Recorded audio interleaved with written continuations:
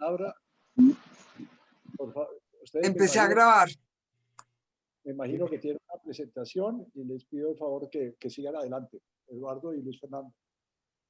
Perfecto, bueno, muchas gracias Armando por esta invitación. Creo que por cuarta vez estamos acá aburriéndolos, pero bueno, la idea de esta charla el día de hoy, con el agradecimiento muy especial para todos por el espacio, es presentar tal vez la versión ya final, digamos, no digo definitiva, pero sí integrada de las propuestas de reformas que hemos venido trabajando con Eduardo Lora desde el año pasado y también pues con el equipo de Fedesarrollo, especialmente Marta Elena Delgado, Miguel Benítez y Diego Gutiérrez, que han sido pues realmente parte fundamental en este proceso. Antes de arrancar, quisiera de nuevo darle un agradecimiento muy especial al grupo de donantes colombianos que vienen apoyando Fedesarrollo desde hace ya prácticamente 3 años. Son unos donantes que han generado la oportunidad para nosotros de investigar en temas tremendamente estructurales, sin ningún tipo de injerencia en lo que hacemos, en lo que escribimos, y nos han permitido financiar no solamente este proyecto, sino también otros muy interesantes que ustedes conocen, como el tema de justicia, Plan Nacional de Desarrollo, en fin, una gran cantidad de temas muy estructurales y de nuevo un agradecimiento muy especial para ellos por esa financiación. Entonces, bueno, sin más, voy aquí a compartir con ustedes una presentación.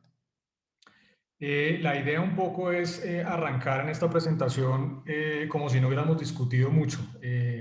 La idea es tratar de nuevo dar la visión muy general, la motivación de lo que estamos proponiendo con Eduardo, los elementos más importantes de las propuestas. Obviamente no están todos los detalles porque pues son 6 o 7 capítulos que hemos venido trabajando con mucho detalle. Pero bueno, queremos dar como el feeling de lo que realmente sería esta propuesta que hemos llamado Reformas para una Colombia post-COVID hacia un nuevo contrato social. Entonces, bueno, la motivación es natural. Lo que pasó el año pasado, la pandemia que ha ocasionado la peor crisis económica en el país en más de 100 años de historia. Nosotros estimamos que la economía el año pasado se contrajo un 7% y que la tasa de pobreza aumentó en cerca de 6.2 puntos porcentuales. Esto equivale a 2,2 millones de personas que entraron en condición de pobreza. Es, por supuesto, pues la peor crisis en mucho tiempo. Y la pandemia también ha de alguna manera ratificado o ha hecho más evidentes, más transparentes grandes problemas estructurales de la economía colombiana. Aquí mencionamos algunos de tal vez los más relevantes. La deficiente focalización del gasto público en subsidios, que si se hubiera podido hacer mejor antes, seguramente habría podido evitar buena parte del aumento de la pobreza en este año que pasó. La enorme informalidad laboral, que es del 60% en el total nacional. Una cobertura pensional que es de apenas el 25% de la población, de los adultos mayores, y que deja desprotegidos en estos choques a buena parte de los adultos mayores, especialmente los más vulnerables. Y finalmente un estatuto tributario que ya sabemos que está plagado de exenciones, con un recaudo bajo, poco progresivo y que dificulta la provisión de bienes públicos de calidad. Entonces ese es un poquito el contexto de la motivación de este proyecto que hemos venido trabajando. Entonces nosotros creemos que pues efectivamente sí es posible discutir una reforma integral. La oportunidad está para en esta coyuntura poder abordar 4 grandes temas de forma unificada. Primero, la política social. Segundo, temas del mercado laboral. Tercero, temas del sistema de protección a la vejez. Y finalmente, temas relacionados con la política tributaria. Y esto va a requerir, por supuesto, ajustes de fondo que permitan eliminar muchas de las exclusiones sociales y productivas que, infortunadamente, a pesar de los enormes avances, todavía continúan ubicando a Colombia entre los países más desiguales del mundo. Y si no se hace, creemos que se perdería una enorme oportunidad para poder continuar avanzando hacia la senda del crecimiento con equidad. Entonces, ese es, digamos, el contexto de esta propuesta que ustedes conocen muy bien. Entonces, arranquemos primero con política social muy rápidamente. Hicimos un trabajo muy detallado junto con Miguel Benítez, haciendo una actualización de un estudio que habíamos hecho desde Planeación Nacional en el 2017 para entender cómo está la focalización del gasto público en subsidios que entrega el Estado en los diferentes grandes programas, educación, pensiones, salud, servicios públicos y en general todos los programas sociales que hace el Estado. Y ustedes los ven aquí, están organizados por presupuesto, entre, digamos, de más grande a más pequeño. El más grande, por supuesto, es educación, que representa 3.7 puntos del PIB, y el segundo es pensiones, el tercero es salud. El mensaje central es que cerca del 60% del gasto en subsidios que hace el gobierno le llega a la población no pobre, siendo los subsidios con peor focalización los subsidios a pensiones, que se entregan en prácticamente un 90% a hogares no pobres, y los subsidios a servicios públicos, que se entregan un 81% a hogares no pobres. Hay otro que también tiene una muy mala focalización, que es la vivienda, pero realmente más por decisiones de política pública, porque hay unos componentes, especialmente programas contracíclicos, que se entregan a hogares de ingresos medios y altos. Entonces ahí hay una razón, digamos, de política pública. En el caso de pensiones y servicios públicos, tal razón, digamos, no está presente y realmente hay un problema muy grande de focalización. Entonces, para resumir, básicamente son tres temas lo que estamos proponiendo en este capítulo, digamos, de política social, que es el primer capítulo de este libro, documento que estamos trabajando. Lo primero es, pues, acelerar la implementación del SISBEN 4.0 como único mecanismo de focalización, y creemos que es el momento, por fin, de eliminar de forma definitiva el estrato socioeconómico como un instrumento de entrega de subsidios, que realmente es la causa fundamental por la cual los subsidios a los servicios públicos están tan mal focalizados. Los estratos realmente no tienen mucho que ver con la capacidad de generación de ingresos de los hogares, tienen enormes problemas de exclusión e inclusión, y deberíamos ya como país tomar esa decisión de migrar exclusivamente al SISBEN como mecanismo de focalización. Segundo, proponemos la universalización del programa Colombia Mayor a todos los adultos mayores de 65 años no pensionados, con un monto equivalente a la línea de pobreza extrema, que está por encima de lo que entrega actualmente el Estado. Son 137.000 pesos mensuales, de acuerdo a la última línea de pobreza publicada por el DANE. Y esto tendría la ventaja, pues, primero, que solucionaría uno de los grandes problemas del sistema de protección a la vejez, que es la cobertura. Hoy en día tenemos, contando programas contributivos y no contributivos, una cobertura cercana al 50%, es decir, una mitad de los adultos mayores sin ningún tipo de cobertura. Y además eliminaría la pobreza extrema en los adultos mayores y de manera individual, porque, por supuesto, por construcción se le entrega a todos los adultos mayores una línea de pobreza extrema, por ende desaparece la pobreza extrema en este grupo tan vulnerable.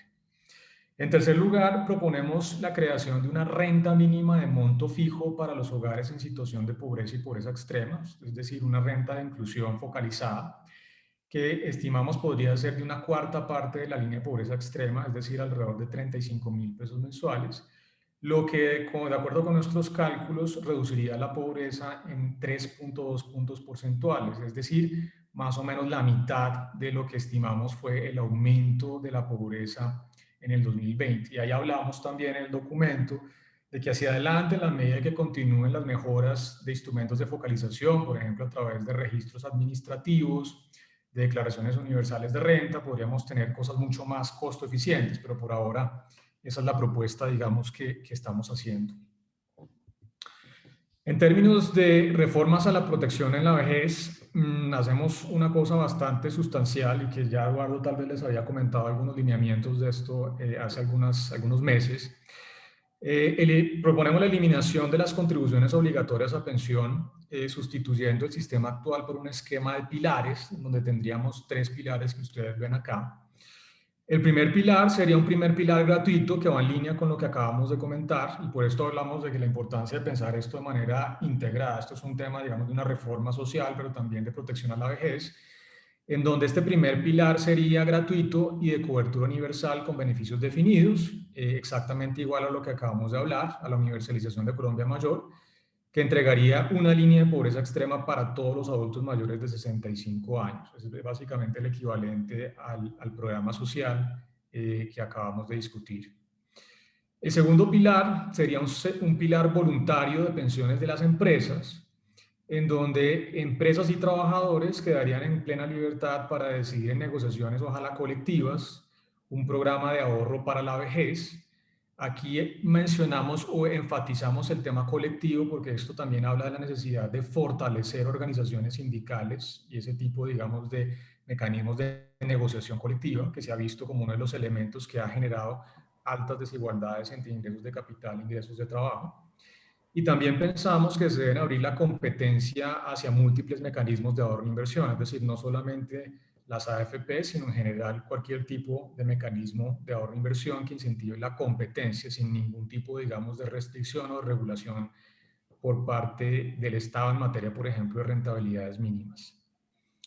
Y finalmente, un tercer pilar de ahorro voluntario completamente individual, poco parecido a lo que existe hoy en día, en donde se mantienen los incentivos al ahorro hasta un tope pues, que puede estar en la línea con lo que existe actualmente, que es definido en unidades de valor tributario para darle una progresividad a ese incentivo. Entonces, una persona en edad de pensión recibiría, digamos, la suma de estas tres cosas. La primera sería una entrega que haría en forma gratuita al Estado de una línea de pobreza extrema para todos los adultos mayores.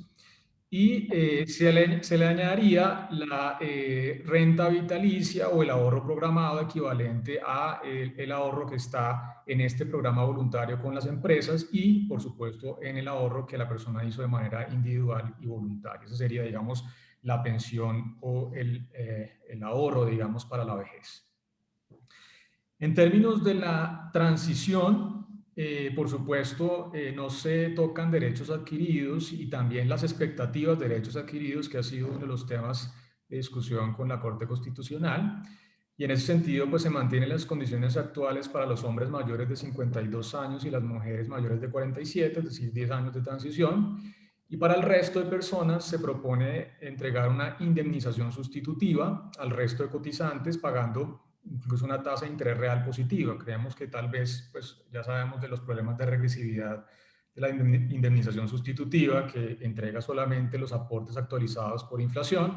Podría pensar una tasa de interés real del 1,5-2% para hacer esa indemnización sustitutiva. Y ustedes ven abajo los cálculos que tenemos del impacto en el gasto público de esta reforma pensional o de protección a la vejez. Naturalmente, como se pierden las contribuciones obligatorias para Colpensiones, para el Estado, pues habría un costo de esta reforma en la transición que llega a un pico de 1,70% del PIB alrededor del 2032, pero luego paulatinamente ese se convierte en un superávit que estimamos podría ser de alrededor del 1,5 frente al escenario base. Entonces, nosotros incorporamos esto en las cifras que al final les vamos a mostrar del impacto neto de las reformas. Tercer capítulo, que es reformas en el mercado laboral. Aquí hay un tema muy importante en términos de distorsiones del actual sistema de cotización, y es que, como muchos de ustedes saben, los aportes de salud de los trabajadores pues inducen a la informalidad en la medida en que hay dos regímenes que coexisten con esencialmente los mismos beneficios, pero con costos que son sustancialmente diferentes. Por un lado, un trabajador formal contribuye con 4% de su salario para ese régimen contributivo, mientras que el trabajador informal accede al régimen subsidiado con un costo cero y básicamente, como lo digo, con esencialmente los mismos beneficios. Entonces, claramente hay una regulación del mercado laboral que induce la informalidad a través de la cotización de salud. Lo que proponemos es introducir una tasa progresiva de aportes a salud a cargo del trabajador que arrancaría en cero para los trabajadores de un salario mínimo, es decir, una persona de un salario mínimo no tendría que aportar de su plata para salud, al igual que un trabajador informal en ese salario. Y esa tasa aumentaría gradualmente hasta cerca del 9% para trabajadores con ingresos de 25 salarios mínimos. Entonces, lo que hicimos con Eduardo es calibrar esta tasa de tal forma que la tasa marginal es 9% y la tasa promedio es 4% con base en la distribución de salarios e ingresos de independientes, de tal manera que esto no tendría ningún costo fiscal para el Estado, es simplemente cambiar la forma en la que se hacen los aportes, de nuevo arrancando en cero para un salario mínimo, aumentando gradualmente hasta llegar a un 9% para personas que tienen 25 salarios mínimos o más. De forma similar, proponemos introducir una tasa exactamente igual, progresiva, de aportes a cajas de compensación a cargo de los empleadores. Ustedes sabrán que hoy en día los únicos parafiscales que permanecen para trabajadores de menos de 10 salarios mínimos son los de las cajas de compensación. Y la idea es, al igual que en salud, convertir esto en una tasa progresiva que arrancaría en cero para los trabajadores de un salario mínimo, aumentando otra vez gradualmente hasta llegar a una tasa del 9% para personas que tienen 25 salarios mínimos o más. La tasa marginal es del 9 y la tasa promedio es del 4, es decir, no se afectarían los ingresos, los recaudos que van destinados a las cajas de compensación. Entonces, la gráfica, para tenerlo claro, es básicamente la que ustedes ven acá a mano derecha. Esto aplica tanto para la contribución del empleado del 4% de salud, como la contribución del empleador del 4% para cajas de compensación. El cambio es exactamente el mismo. Hoy en día hay una tarifa plana independientemente del salario, y la propuesta es tener esta línea que ustedes ven acá de azul oscuro, que arrancaría en cero para una persona de un salario mínimo y llegaría un poquito menos del 9% para personas que están entre 25 salarios mínimos o más. Entonces, una de las ventajas de esto, ¿por qué nos gusta esta idea? Básicamente, bueno, primero ustedes saben, digamos, la discusión que hemos tenido los economistas desde hace mucho tiempo, especialmente con el tema de cajas de compensación. Es difícil políticamente pensar en una eliminación. Se podría pensar, por ejemplo, si habría espacio para reducir lo que se está entregando a las cajas, pero en este caso, al menos de entrada, lo que nosotros suponemos es que la reforma, primero, no tiene ningún costo fiscal para el gobierno por el lado de salud, no tiene ningún costo para las cajas en materia de recaudo, y sí se enfoca en donde consideramos está realmente el problema del margen de la informalidad, que es naturalmente en aquellas personas en donde que están ubicadas alrededor del salario mínimo, y no tanto, por supuesto, en los que tienen salarios más altos. También consideramos, y esto que quisiéramos también escuchar sus comentarios sobre esto, y es que una parte de la reducción del costo de contratación para las empresas se transfiera a los trabajadores, especialmente aquellos que están entre 1 y 2 salarios mínimos, a través de lo que hemos llamado un auxilio de solidaridad, que podría ser del 4% de un salario mínimo. Esto es equivalente, la forma en la que lo estamos planteando, a un auxilio de transporte, o equivalente a lo que hoy en día es el auxilio de transporte, que es un monto del 11.7 del salario mínimo, pero que es exactamente igual, es un monto fijo para todas las personas que están entre 1 y 2 salarios mínimos. La idea es acá es similar, y de hecho se podría pensar legalmente en implementar de la misma forma. El auxilio de solidaridad, de nuevo, sería el 4% de un salario mínimo para los trabajadores que vengan hasta 2 salarios mínimos. Esta es una forma un poco de repartir las ganancias entre trabajadores y empleadores de las propuestas que estamos haciendo en materia de cotizaciones y también en materia pensional.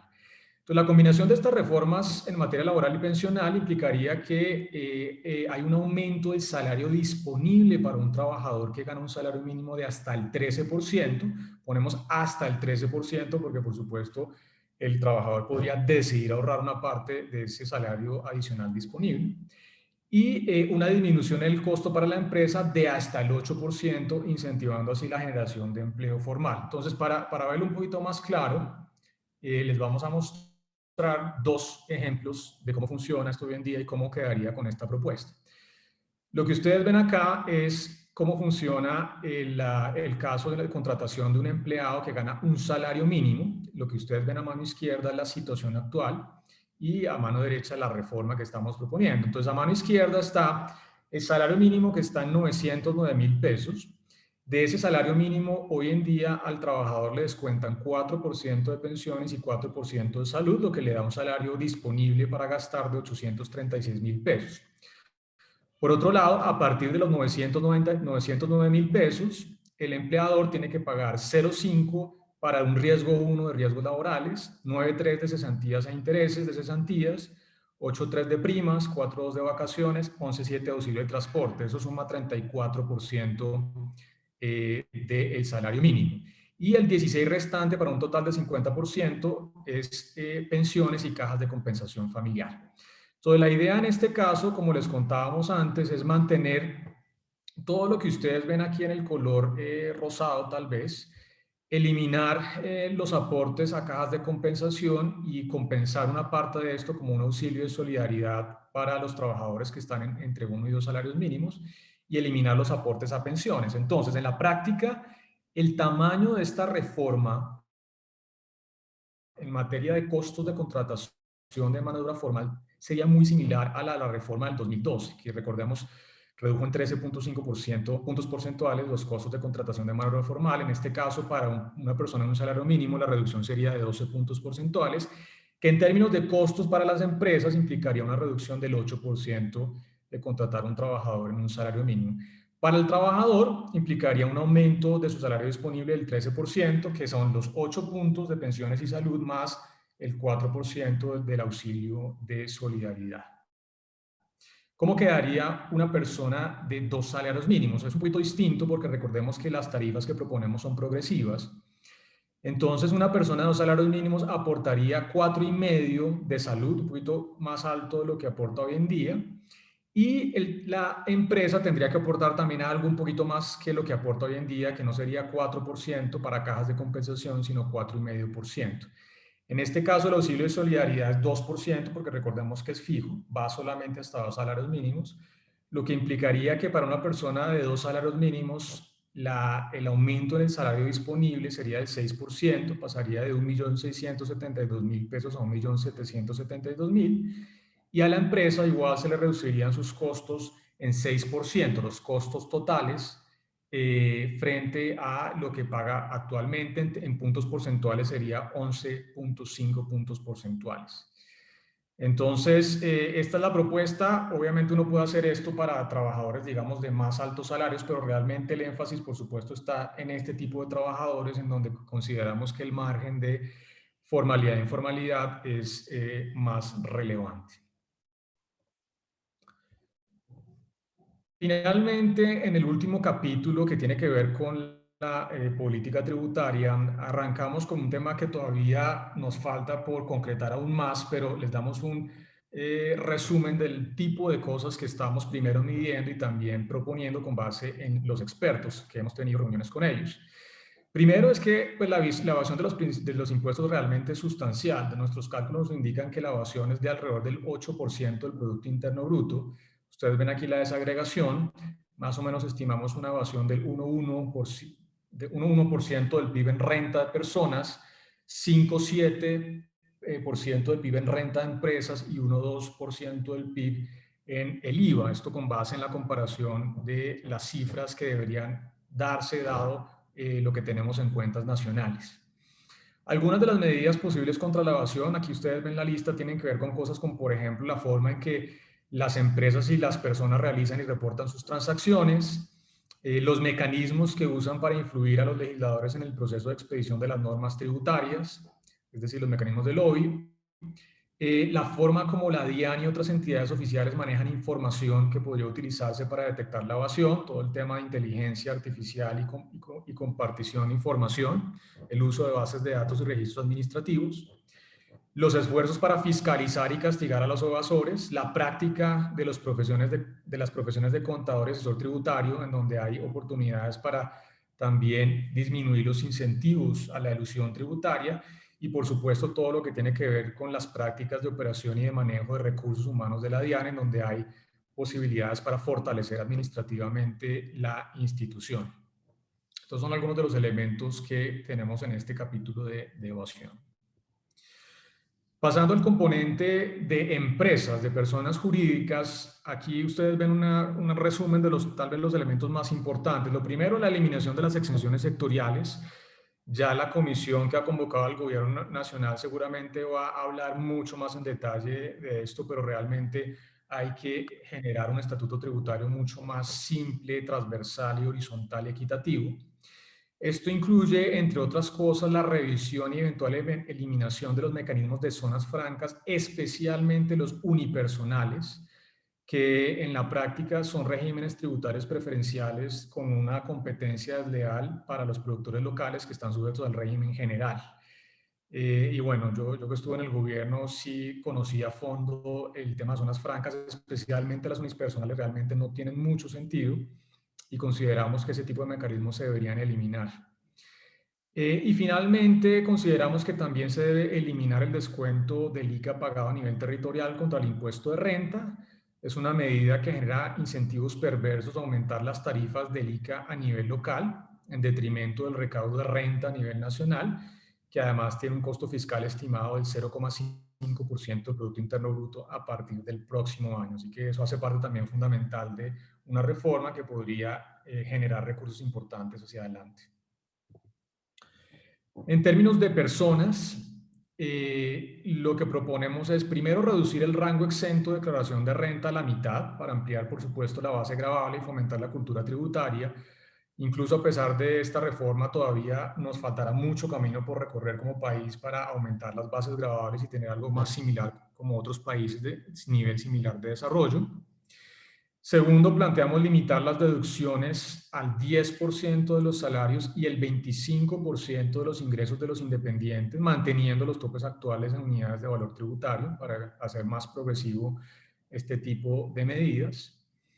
Y también proponemos sustituir las 7 tarifas de impuesto de renta a las personas que existen actualmente y que llegan hasta el 39% por 2 tarifas, 0 y 25%.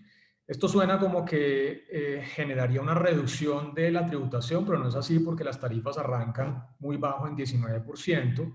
En este caso tendríamos 0 y 25 y mostramos en el capítulo de personas naturales pues que realmente esta medida sería aún más progresiva y generaría más recaudo.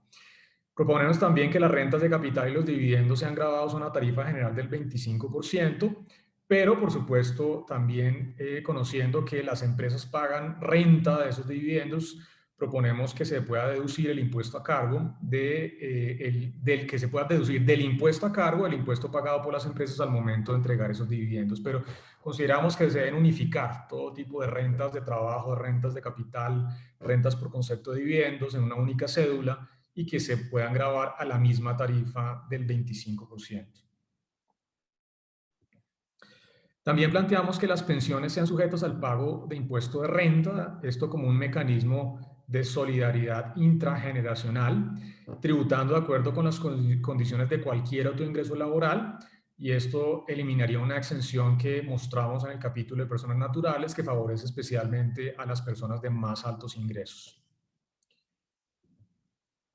En materia de política tributaria e impuestos indirectos, proponemos unificar la tarifa del IVA en 19%, eliminando todas las exclusiones y exenciones sobre bienes y servicios de la economía de mercado, pensando en limitar el impacto de presión tributaria en un periodo de recuperación.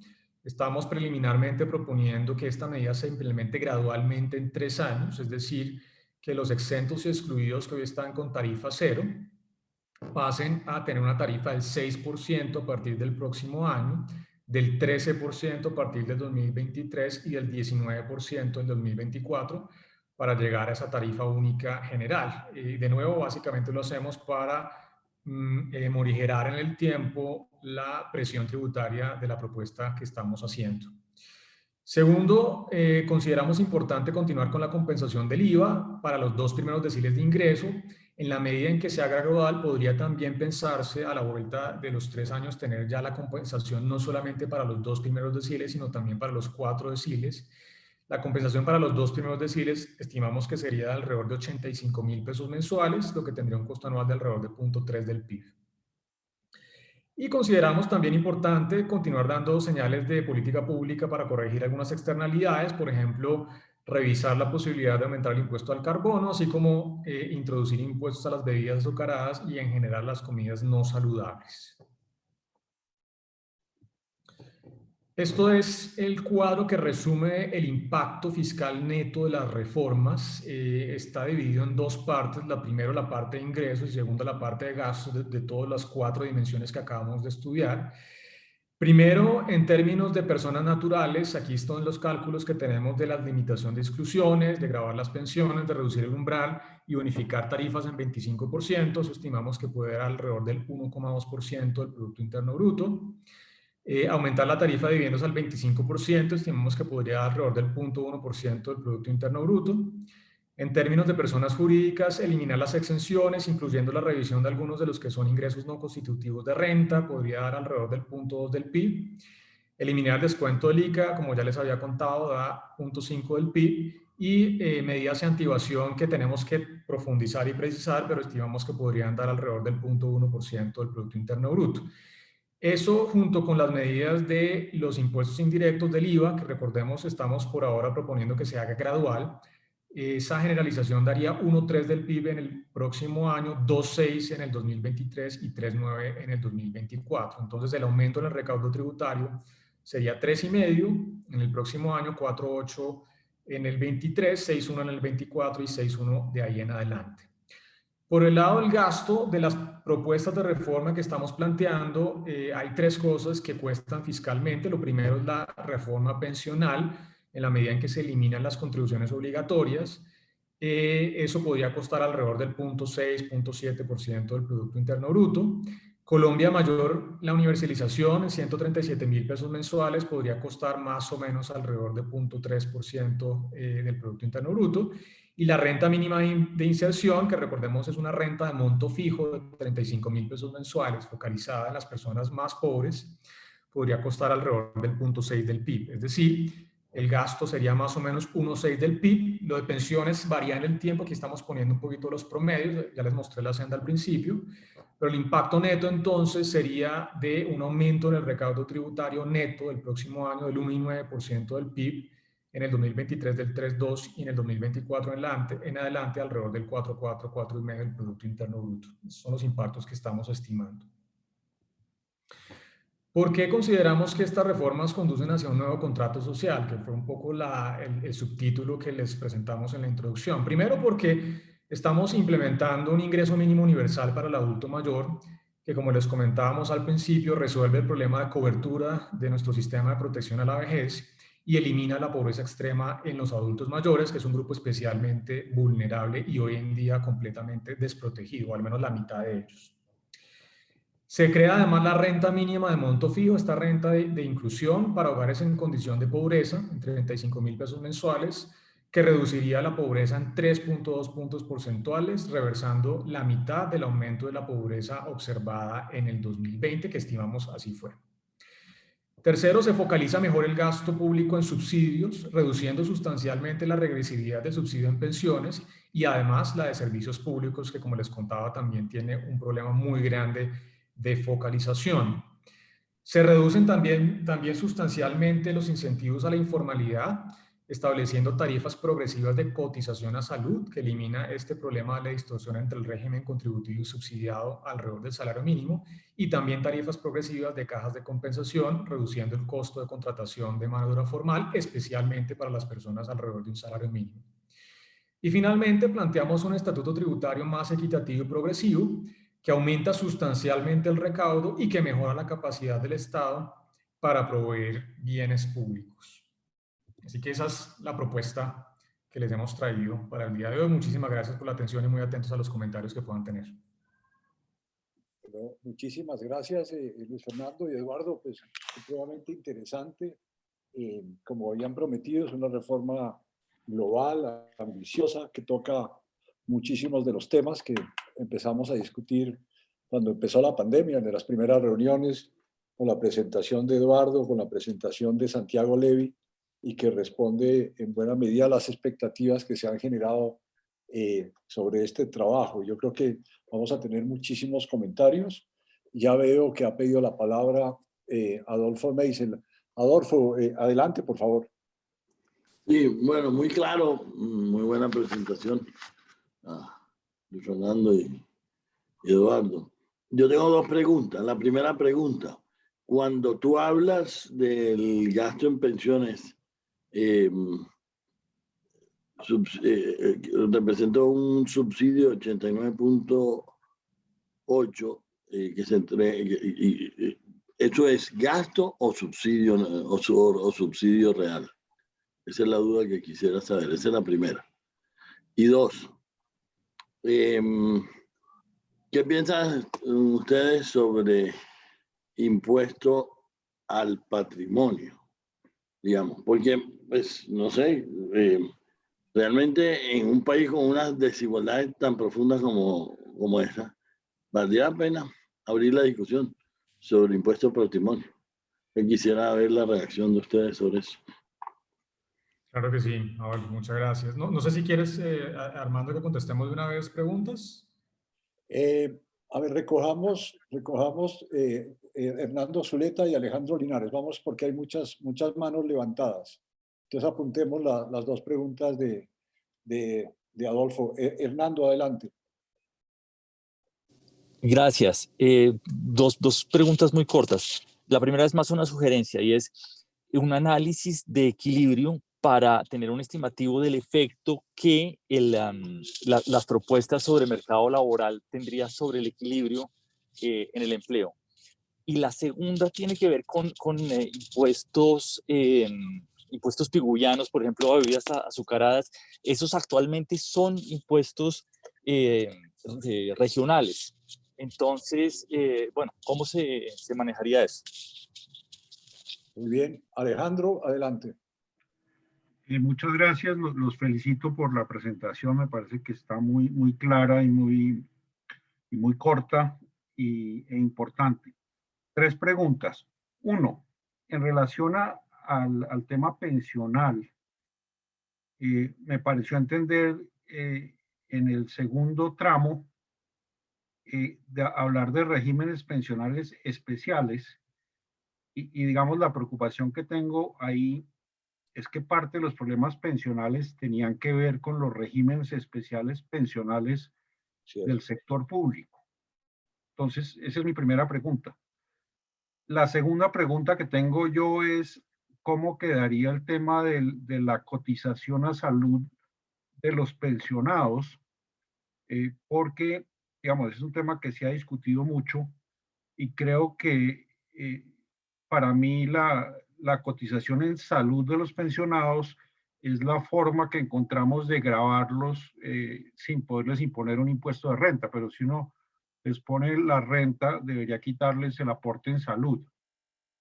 Y la tercera pregunta es si han mirado el efecto de lo que todavía queda de los convenios de estabilidad jurídica, sobre todo en los regímenes de zona franca. Gracias. Yo creo que paremos ahí. Gracias, Alejandro. Entonces, Eduardo y Luis Fernando tienen como 8 preguntas a grandes rasgos. Sí, si quieres yo arranco y Eduardo me complementa los temas pensionales especialmente. Mira, Adolfo, sobre el tema de las cifras del gasto público, lo que estamos mostrando en la tabla realmente es el subsidio, no el gasto público total. Tú ves acá en la segunda fila que pensiones dice 2.6, pero realmente es el subsidio. El Estado gasta más o menos 4 puntos del PIB en pensiones. Entonces, esto es la diferencia entre los aportes que hacen las personas actuariales y lo que sería, digamos, una entrega actuarialmente justa de equivalente al rendimiento, digamos, de esos aportes. Entonces, es solamente el subsidio que, como aquí lo mostramos, que prácticamente el 90% le llega a hogares no pobres, pero no es el gasto total en pensiones que es mayor. Y frente a tu pregunta del impuesto al patrimonio, es una pregunta muy interesante. Mira, y yo te doy mi visión particular sobre este tema. Nosotros lo estudiamos y la experiencia reciente, de alguna manera, especialmente de los países de Europa, va en la dirección completamente contraria. En la década de los 90, al inicio de la década de los 90, había 12 países en Europa que tenían un impuesto a la riqueza. Hoy, de esos 12, solamente 3 tienen impuesto a la riqueza, que son Noruega, España y Suecia. Entonces, de alguna manera, la experiencia de estos países de Europa que tienen, ustedes saben, un objetivo muy grande de redistribución y progresividad, pareciera mostrar que el beneficio de introducir impuestos a la riqueza no compensa los costos asociados no solamente con la administración de ese tipo de impuestos, sino además con todos los incentivos de mecanismos de ilusión tributaria. Entonces, por eso no lo estamos considerando. Sergio Clavijo tiene una propuesta en donde él sí tiene ese tipo de cosas, pero por ahora la evidencia internacional, la experiencia muestra que al parecer el análisis da en la línea de que el costo-beneficio no da para implementar este tipo de impuestos al patrimonio. Lo de Hernando Zulita, tienes toda la razón. Me faltó mencionar aquí en la presentación, nosotros estamos haciendo los análisis de equilibrio general, pero en el equilibrio parcial nos está dando al menos que la reforma podría generar alrededor de 400.000 empleos formales, que es más o menos la cifra que estiman evaluaciones independientes de que fue el impacto de la reforma del 2012. Pero estoy de acuerdo que esto tiene efectos además dinámicos seguramente en materia de crecimiento económico, recaudo tributario y demás, que todavía no tenemos y los podemos revisar. La verdad no te entendí muy bien lo de los impuestos piguvianos. Hoy en día hay una No, discusión. perdona, Luis Fernando, es que yo dije una pendejada. Dije que hoy en día el impuesto a las bebidas azucaradas es regional, y eso no es cierto. Es la propuesta de la Comisión de Tributos Territoriales la que, digamos, lo incorpora como un impuesto pigoviano, y perdón por la imprecisión. Listo, perfecto. Bueno, no, en este caso nosotros sí consideramos que podría ser un impuesto nacional como lo ha hecho México y otros países, pero bueno, es una discusión interesante de a quién se le entrega ese recaudo. Aquí lo importante es un tema, esos impuestos no son tanto como una fuente de recaudo, sino para corregir, digamos, externalidades y modificar comportamientos, o sea que tienes un buen punto. Bueno, doctor Alejandro Linares, no sé si Eduardo quiere entrar aquí a comentar. Yo no vi nada de regímenes especiales, pero le cedo la palabra a Eduardo para eso. No sé si Eduardo está por ahí. Sí, no, la verdad es que tenemos ese tema en el tintero y tiene toda la razón en levantarlo porque es un tema que tenemos que estudiar y no lo hemos hecho. Tampoco hemos estudiado el tema de la cotización de los regímenes, de la cotización de los para salud de los pensionados. Entonces, yo digo lo que se me ocurre en este momento, pero no lo hemos coordinado con Luis Fernando ni lo hemos hablado. Yo lo que pensaría es que se graben, se ponga una tasa de cotización igual que a los salariados. Es decir, una tasa progresiva, que arranca en 0 y sube al 9. Vamos a ver cuál es la lógica y cómo funciona, pero eso sería lo que yo pensaría. Hay otro par de preguntas que hicieron en el chat que yo me atrevo, aunque me adelanto para responder. Nosotros no estamos pensando en que se desmonte familias en acción, ni jóvenes en acción, etcétera. No, yo no creo que esa sea la idea, sobre todo los programas que están bien focalizados, no pensamos que se desmonten. Si es el caso, es que se focalicen más, y la propuesta general de Luis Fernando al principio era que se adopte un criterio de focalización distinto. Entonces, no es que esto esté reemplazando esos programas. El único que sí queda, digamos, subsumido en el otro, pues es Colombia Mayor, porque claro, Colombia Mayor, digamos, se universaliza. Y Pacho Mejía preguntaba si estamos teniendo en cuenta las devoluciones del IVA. Sí, claro que las estamos teniendo en cuenta, pero estamos haciendo los costos, el costeo por separado, ¿no? Por un lado, hacemos el costeo de cuánto creemos que aumentaría el recaudo al igualar la tasa, y por el otro lado, deducimos cuánto costaría la devolución. Muy bien, gracias Eduardo. Entonces seguimos. Vienen en la fila Antonio Celia, Daniel Gómez y Jesús Botero, si estoy bien. Antonio Celia, sí. Daniel Gómez y Jesús Botero. Antonio, adelante. Buenas tardes a todos. Luis Fernando y Eduardo, excelente trabajo, los felicito y muchas gracias por tomarse el tiempo de hacer algo tan importante. A mí me gusta mucho el enfoque y yo creería, quizás de pronto trataría de meterle un poquito al patrimonio, buscaría una forma de que ese impuesto a la riqueza sea más eficiente, de acuerdo a lo que Luis Fernando dijo, y lo que haría, salvo todas las opiniones de los demás, es preparar un documento con eso que está, donde eventualmente puede haber mucha discusión entre nosotros, pero lo perfecto es enemigo de lo bueno, y agitaría como la discusión. O sea, yo creo que es un trabajo supremamente bien estructurado, filosóficamente sólido. Hay cosas, detalles en los que uno posiblemente tenga unas diferencias de apreciación o de concepto. Trataría de meterle el impuesto al patrimonio y me propondría una meta de tenerlo en discusión pública en 15 a 20 días de la forma más adecuada posible desde el punto de vista de comunicación. eso de contrato social suena muy bien. En el fondo estamos diciendo hay que recaudar más impuestos para dar una mejor protección social y para que la economía crezca más. Yo creo que el mensaje es potente. Va a haber toda suerte de opiniones, toda suerte de discusiones, pero es precisamente lo que a nosotros como grupo creo yo que nos corresponde. Entonces, excelente trabajo. Yo trataría de soltarlo al aire, a la discusión, para agitar las ideas lo más pronto posible. Era eso. Gracias, Armando. Muchas gracias, Antonio. Ahora Daniel Gómez y después Jesús Botero. Y vamos a parar ahí. Después sigue María Mercedes, Andrés, en fin, hay una larga lista. Daniel Gómez. Armando, muchas gracias. Luis Fernando, Eduardo, muchas gracias. No, súper interesante. Yo tengo dos preguntas muy concretas, con base también en trabajo que estamos haciendo en planeación en algunos de estos temas. Entonces, lo primero es en el tema de focalización de subsidios. Creo que sería importante de pronto poner en dos categorías diferentes subsidios y transferencias monetarias, porque creo que conceptualmente son como diferentes y actúan de diferente manera. Entonces, y tal vez merecen un tratamiento distinto en términos de qué queremos hacer con cada una de ellas, ¿no? Ahí la sugerencia que ustedes hacen es focalizar con CISBEN 4 en vez de estratos y eliminar estratificación como criterio de focalización. Ahí el análisis que han hecho los abogados, juristas que nos han asesorado es que como que hacer eso es casi que imposible. Eso requiere una modificación de ley y creo que hay una cantidad de jurisprudencia que impide hacer eso con facilidad. Entonces, lo que nosotros estábamos mirando, y ahí me gustaría como poder tener esa conversación con ustedes como para un second best, es cómo mejorar el sistema de estratificación usando más información socioeconómica de los hogares.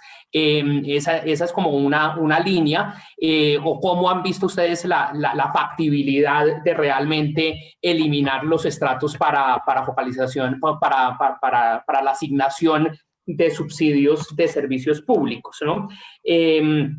La otra pregunta era con relación a la interrelación entre los temas laborales y de protección social y el rol del salario mínimo. Ahí el salario mínimo juega un doble rol, ¿cierto? Uno como piso de salarios para un cierto grupo poblacional y otro como umbral para muchos de estos pagos a cosas como pensiones, a cosas como una cantidad de cosas indexadas al salario mínimo. Entonces, no sé si haya más espacio para desacoplar salario mínimo del resto del sistema de protección social y así evitar un poco, eliminar parte de estas distorsiones que se introducen por medio del salario mínimo.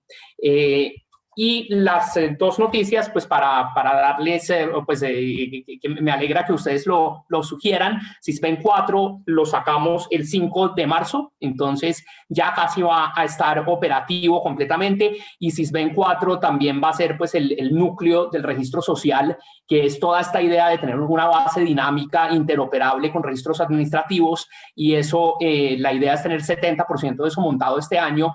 Que Luis Fernando lo conoce y empezó con él, y empezó con Simón Gaviria, empezó desde 2014 al menos, ¿no? Entonces ahí creo que este año va a haber avances importantes que les estaremos contando. Muchas gracias. Muchas gracias, Daniel. Vamos a cerrar esta terna.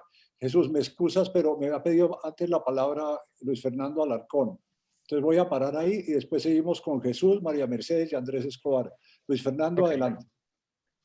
Bueno, muchas gracias, Armando. Lo primero, me parece muy sólida, muy importante la propuesta. Destaco que es relativamente simple y sin tantas arandelas, y no es una cosa tan enredada, y creo que se centra en algunos puntos bien importantes. Sin lugar a dudas, a mí lo que más me gusta y lo que me parece más importante de esto es la reforma de las pensiones. Yo sé que ese es un animal muy duro, pero yo creo que es la propuesta más sensata que he oído. Por supuesto, ahí va a haber la discusión de si los montos que se proponen con el ingreso solidario, como se llame, no son muy bajitos y bueno, pero yo creo que el enfoque es el correcto. Parece que en el impuesto de renta se están haciendo unas poquitas cosas bien importantes y me parece que eso está bien. No me gusta definitivamente seguir enredando la cosa con los mecanismos de distribución o redistribución de ingreso vía la salud y las cajas de compensación y todo este asunto. Con lo de la salud, eso es otro impuesto escondido. Yo creo que es preferible y lo que uno debería hacer y lo que debe hacer es irse con el impuesto a la renta que sea lo más progresivo posible y ojalá eliminar también las contribuciones a la salud que crean una distorsión muy grande y este mecanismo de volverlas progresiva me parece que no tiene absolutamente ningún sentido. Ese es otro impuesto que enreda mucho la vida. Lo mismo con las cajas de compensación para la empresa. Yo sé que uno puede decir es la forma de incentivar la generación de empleo formal en los de salarios bajos y toda esa cosa.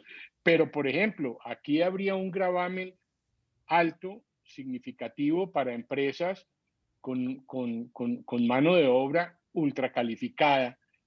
Seguramente, para decir algo, y allá está Bernardo, a ISA le tocaría pagar un poco de plata. Y uno dice, ¿al son de qué? ¿Esto qué justificación tiene? Yo sí les recomiendo repensar ese tema. Busquemos movernos a cosas simples y limpias y el mecanismo fundamental de redistribución del ingreso, pues es por el lado del ingreso, el impuesto de renta y por supuesto un gasto bien focalizado. Y el último comentario es que se habló de los subsidios de los servicios públicos, pero no se menciona nada, ni cuánto se puede recuperar por ahí, ni qué cosas valdría la pena hacer. Yo sé que eso no es tema de reforma tributaria posiblemente, pero sin lugar a dudas, como lo mencionó Luis Fernando, ese es un tema importante. Eso es todo. Muchas gracias, Luis Fernando. Ahora, Eduardo y Luis Fernando, adelante. Gracias. Bueno, Antonio, muchas gracias. Estamos trabajando, por supuesto, en recoger comentarios, pero sí, la idea, como tú lo mencionas, es salir rápidamente con esto, pues porque entendemos que en marzo arranca la discusión tributaria y, por supuesto, queremos socializar, recibir comentarios y estamos trabajando una estrategia para comunicar esto de la mejor manera posible. Sobre los comentarios de Daniel, a mí realmente no me convence el comentario del abogado con el que habló usted, Daniel, que dice que no se puede hacer. Yo creo que aquí nosotros no podemos pensar que hay restricciones legales. Todo en derecho se deshace como se hace. Entonces, a mí ese cuento que es que no se puede tocar los estratos, no. Los estratos son una cosa anacrónica que no existe en ningún otro país del mundo y que genera una pésima focalización de los subsidios en servicios públicos. Entonces, ¿qué hicimos nosotros? Nosotros en planeación radicamos un proyecto de ley que al final se hundió, pero pues un poquito para la idea, Daniel, de que se puede hacer. Y era apuntarle a la eliminación de los estratos socioeconómicos como mecanismo de focalización. Eso implica pensar que el sujeto de entrega del subsidio no es la casa, como funciona hoy en día, que es realmente a la casa a la que se le da un numerito y dice estrato 1.6, sino que el sujeto de entrega es el hogar, tal y cual como funciona cualquier otro subsidio que entrega el Estado. En la transición hacia allá, porque eso sí requiere algunos pasos administrativos que no son triviales para las empresas de facturación de energía, agua y gas y demás, nosotros lo que proponíamos era combinar el estrato socioeconómico con el SISBEN, de tal forma que una persona que, por ejemplo, viva en un estrato 1, pero que tenga un puntaje de SISBEN alto o que ni siquiera esté SISBENizado, no pueda recibir el subsidio. Eso es, digamos, de sana lógica. Entonces, uno puede plantear mecanismos de transición, pero pues yo le diría, Daniel, que yo sí creo que este problema se puede resolver y hay que hacerlo y se requiere reforma legal, por supuesto, pero imagínense la reforma pensional que estamos proponiendo requiere reforma constitucional, así que eso no es una restricción. Sobre los umbrales de indexación, una de las cosas que proponemos con Eduardo es que todos los programas que estamos proponiendo realmente estén atados a líneas de pobreza y no nada que ver con salarios mínimos, porque eso es un lío, ¿no? Ya sabemos todo lo que pasa con esos mecanismos de indexación. Entonces, todos los mecanismos que estamos introduciendo, el de Colombia Mayor, el de la renta mínima de inclusión para personas pobres, están denominados en un múltiplo de la línea de pobreza extrema. Y eso evita atar, digamos, el salario mínimo otra vez a la discusión, que podría ser un problema. Lo de Luis Fernando, mi tocayo, sí, mira, pues obviamente nosotros arrancamos con 2 líneas de pobreza extrema, pero no nos daban las cuentas, entonces, pero estoy de acuerdo contigo que esa va a ser una discusión muy importante, bueno, en dónde se fija ese pilar mínimo gratuito. No es trivial, nosotros proponemos esto, pero estoy seguro que es una buena discusión. Mira, a mí de las cosas que más me gustan de la propuesta son la progresividad de las tarifas. Yo estoy de acuerdo contigo que el primer mejor sería seguramente eliminar eso, pero tenemos, digamos, el problema fiscal, es un costo sustancial muy grande, y esto lo discutimos con Eduardo. El tema de cajas de compensación es una pelea muy dura, tienen mucho poder en el Congreso. Entonces, uno podría con esto ya empezar a revisar si, por ejemplo, se requiere que ellas recauden la misma plata. Eso también lo discutimos con Eduardo. De pronto, en vez de buscar una tarifa de promedio del 4, buscamos una tarifa promedio de la mitad y que empiecen a ser más eficientes en lo que hacen. Y hoy en día hay grandes quejas sobre la falta de transparencia con la que ejecutan los recursos, en fin. Entonces, pero fíjate que por ahora en esta discusión lo que hacemos es focalizarnos en donde realmente para nosotros los economistas es más relevante la distorsión del mercado formal e informal, que es en las personas de salario mínimo. Ahora bien, un punto muy importante, nosotros hicimos los cálculos de costo de las empresas y sin incluir eventuales arreglos de pensiones voluntarias, para la gran mayoría de salarios el costo salarial cae para las empresas. Así que no estamos haciendo nada, digamos, que aumente sustancialmente para empresas grandes el costo de contratación. Y bueno, los servicios públicos lo anotamos, no tenemos las cifras, pero claro que sí lo vamos a mirar. No sé si Eduardo tienes algún comentario complementario. No, dejémoslo ahí. Yo creo que está todo claro. Muy bien, entonces sigamos adelante. Tenemos a Jesús Botero, María Mercedes Cuellar y Andrés Escobar. Jesús, adelante, por favor. Muchas gracias, Armando. Muy buena la presentación, Luis Fernando y Eduardo. Me parece que cumple con unas características muy importantes. Recoge el momento histórico, que nos dimos cuenta de los grandes defectos de nuestro sistema de manejo social, de nuestra cobertura de riesgos. Recoge también el criterio de simplicidad, que me parece que es muy bueno. O sea, volvamos todo más simple para que funcione mejor. Pero me preocupa fundamentalmente una cosa, el tema, yo creo que una reforma de gran calado, que tiene que ser esta, tiene que estar segura de que el tema del crecimiento está debidamente garantizado en ella. Por ejemplo, preguntas, el IVA en compra de bienes de capital, ese tipo de incentivos en la inversión, ¿está incluido en la eliminación de exenciones que hablan? Se puede hacer rápidamente una simulación donde uno vea cuál es el impacto que esto tiene sobre el crecimiento, porque creo que sin eso, pues difícilmente se debe dar discusión pública a esto. Entonces, fundamentalmente, me parece fabuloso el tratamiento que se da al criterio general de distributivo, el criterio de simplicidad que todo esto implica, pero creo que hay que juntarle el tema del crecimiento. Tenemos que garantizar que la reforma que implementemos garantice una Colombia que crezca más para que sea sostenible. Y en concreto la pregunta es hasta dónde llega esa eliminación de exenciones y qué lugar podrían tener lo que han sido tradicionalmente estímulos a la inversión en Colombia. Gracias, Jesús. Ahora sí, María Mercedes, adelante. Gracias, Armando. Pues a mí me parece bien interesante todo el trabajo que se ha venido haciendo y yo tengo algunas preguntas pues que me gustaría que un poco me la resolvieran o me contestaran. Primero, hay algo que siempre me ha mortificado, digamos, mucho, es el hecho de que cuando se habla del déficit pensional, que es del 4, yo no sé, Luis Fernando está hablando ahí del 2 y pico, del costo fiscal, siempre se ha metido dentro de todo lo que es el régimen del sistema general de pensiones, o sea, lo que es Colpensiones, mezclado con la parte del magisterio de las Fuerzas Armadas y otro tipo de pensiones especiales que hay ahí. Y yo tengo entendido que una parte muy importante, por lo menos 2/3 partes de lo que es el roto fiscal del gobierno está en esos sectores, y nunca se habla de cómo los van a solucionar. Entonces a mí me parecería interesante saber, y yo no sé si eso es por política o por qué, pero es muy curioso que siempre se mete todo en el mismo paquete y nunca se aterriza qué va a pasar con el magisterio y las Fuerzas Armadas, y creo que también los jueces están metidos dentro de lo que son los subsidios que se entregan por ese 4 o 5% de costo fiscal que tiene.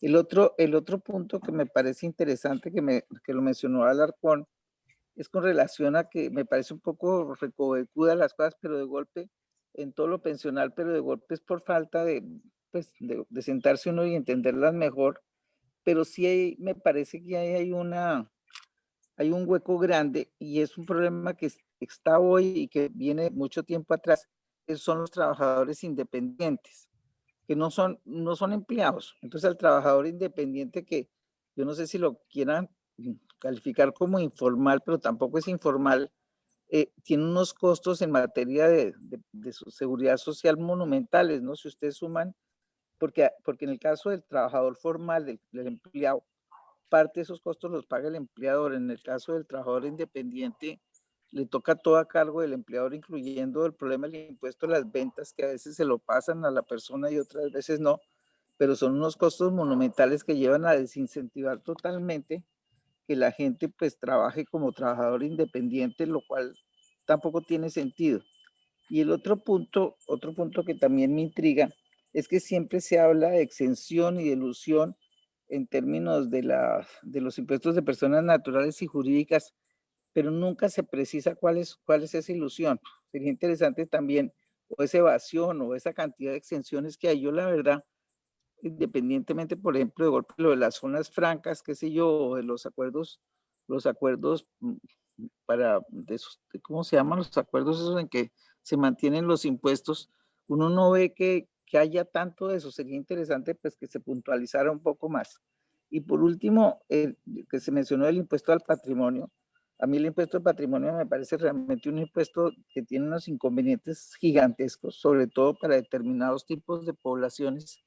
Pero yo creo que si en últimas se llega por una cantidad de factores políticos a aterrizar en un impuesto al patrimonio, yo creo que se debería acompañar esa norma de un tope sobre los ingresos a los cuales la persona pues no debería pagar más impuestos. Por ejemplo, que se ponga un tope del 60-70% del ingreso de la persona, sería el tope máximo de impuestos a pagar, y no lo que pasa con el impuesto al patrimonio hoy en día, que usted puede acabar pagando el 100, el 150, el 200 o el 300% de sus ingresos por la forma como está estructurado. Muchas gracias. Gracias, María Mercedes. Por favor, Andrés Escobar. Y felicitaciones, Luis Fernando Eduardo, por todo ese esfuerzo tan comprensivo, que abarca tanto. Y mis comentarios van a unos puntos muy particulares. En cajas de compensación, ustedes decían ahora el poder político tan grande que tienen, la figura de cambiar el aporte estándar del 4% para uno que sea progresivo y gradual, tendría un efecto muy distinto en las diferentes cajas de compensación, porque las más grandes tienen muchos empleados de estratos altos. Entonces esas cajas recibirían muchos más aportes con esta reforma, versus las cajas regionales, que tienen una proporción de afiliados que ganan por debajo de los 4. Muchas no son ni siquiera compensadas. Casi que todos sus afiliados son objeto de subsidio en las regiones donde pocas personas ganan salarios por encima de los 4 mínimos. Entonces, habría que pensar en que muy posiblemente se van a venir en contra esas cajas y los políticos regionales. Tal vez sea bueno acompañar esa propuesta, que yo considero, pues tiene de malo la complejidad que dice Luis Fernando Alarcón, de bueno la liberación de cargas para los ingresos bajos. Se podría acompañar con una propuesta de fondo de compensación regional de cajas. así suene como cacofónico, compensación de las cajas de compensación, pero ya de índole regional. Las cajas de afuera se mantienen con bronca, con las de Bogotá, con las de Medellín. No, pero lo que yo quiero es... dígalo, pregúntelo. Pues lo que yo quiero de fondo es una locura. María Mercedes tiene el micrófono prendido. María Mercedes.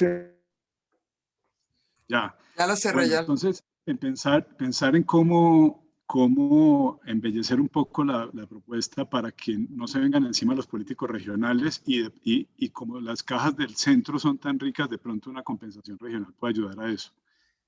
Y el otro tema puntual, Luis Fernando, impuestos a las bebidas azucaradas. ¿Y qué se hizo el impuesto a la marihuana, que estaba en la versión pasada?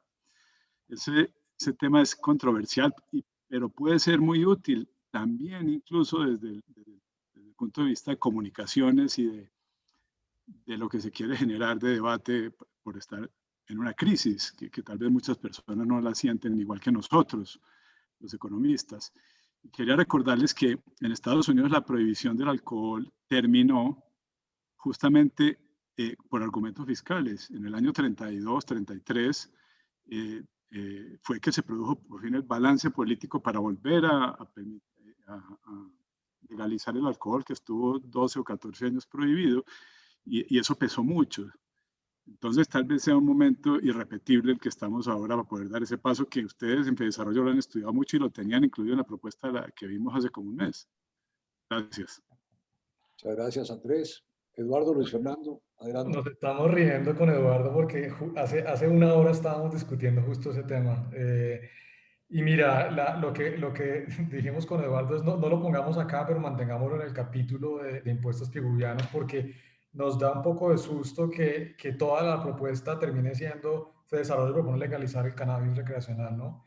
Entonces, ese es el riesgo. Yo estoy completamente de acuerdo, yo no le tengo, digamos, temor a ese tema. Es un poquito más entre todos los temas si consideramos que ese sea el del resumen ejecutivo y que salga como el titular, ¿no? Entonces, que se desvíe un poquito la atención.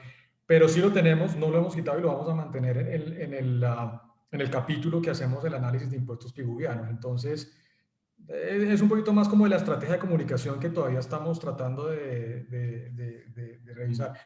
Haces un muy buen punto, la verdad no lo habíamos pensado, Andrés, sobre el tema de los problemas que podría generar. Una forma podría ser que haya una bolsa, digamos, general y que se distribuya por afiliado, ¿no? Y no por salario, digamos, de la persona que cotiza la caja. Pero muy importante el punto que haces, la verdad no lo habíamos pensado y creo que sí es clave, como tú dices, en el tema de darle la viabilidad política a esto. Entonces, la idea que nos propones está bien interesante, así que lo anotamos. Muchas gracias. María Mercedes, bueno, lo de los regímenes especiales creo que ya Eduardo mencionó que nosotros todavía no lo hemos mirado muy en detalle, pero lo anotamos también para mirarlos. Yo quería comentar, María Mercedes, que una de las cosas que hace esta propuesta es solucionar la vida a los independientes, porque realmente fíjate que lo que tú mencionas de los grandes aportes que tienen que hacer en cabeza los independientes, en este caso para los independientes que están cercanos a un salario mínimo, pues realmente se eliminan, no tendrían que pagar aporte a salud y el aporte a pensión realmente es un aporte obligatorio. Y no tendrían que hacer aporte a caja. Entonces, si algo tiene interesante esta propuesta es que a los independientes que están por debajo de los salarios mínimos les reduce sustancialmente, más que a los trabajadores asalariados, los aportes, por lo que estamos proponiendo que sean aportes progresivos. Entonces, creo que va en la línea de tu preocupación. Bueno, y anotamos tus preocupaciones sobre el tope máximo, que esa es una cosa que leímos. Cuando se introduce un impuesto a la riqueza en algunos países de Europa, había un mecanismo en algunos países de limitar el tope máximo de impuesto pagado por cuestiones de liquidez, ¿no? Porque de pronto los ingresos eran pequeños en un año particular cuando una persona tenía un impuesto a cargo alto por impuesto a la riqueza, y entonces había unos topes que podrían ser interesantes. Pero bueno, lo revisamos. Y bueno, lo de Chucho, sí, tienes toda la razón. Mira, no, aquí realmente por el lado de empresas no estamos haciendo mucho para cambiar digamos, el costo de uso del capital. Lo del IVA, el incentivo del IVA no lo tocamos de bienes pagados de adquisición de maquinaria y equipo. Pero estoy de acuerdo contigo y eso lo mencionó también al principio Fernando Zuleta, que nos falta cerrar todo el componente, digamos, de impactos en crecimiento y lo vamos a hacer. Pero como te digo, por el lado de empresas realmente no hay mucho movimiento, es más tributación por el lado de personas. Gracias, gracias Luis Fernando. Voy a tomar personas que están en el chat, porque no sé en qué orden llegaron, pero les ruego a todos paciencia porque hay muchas preguntas. José Leibovich, después Juan Pablo Córdoba y después Sergio Clavijo. José, adelante. Gracias, muy buen trabajo, excelente.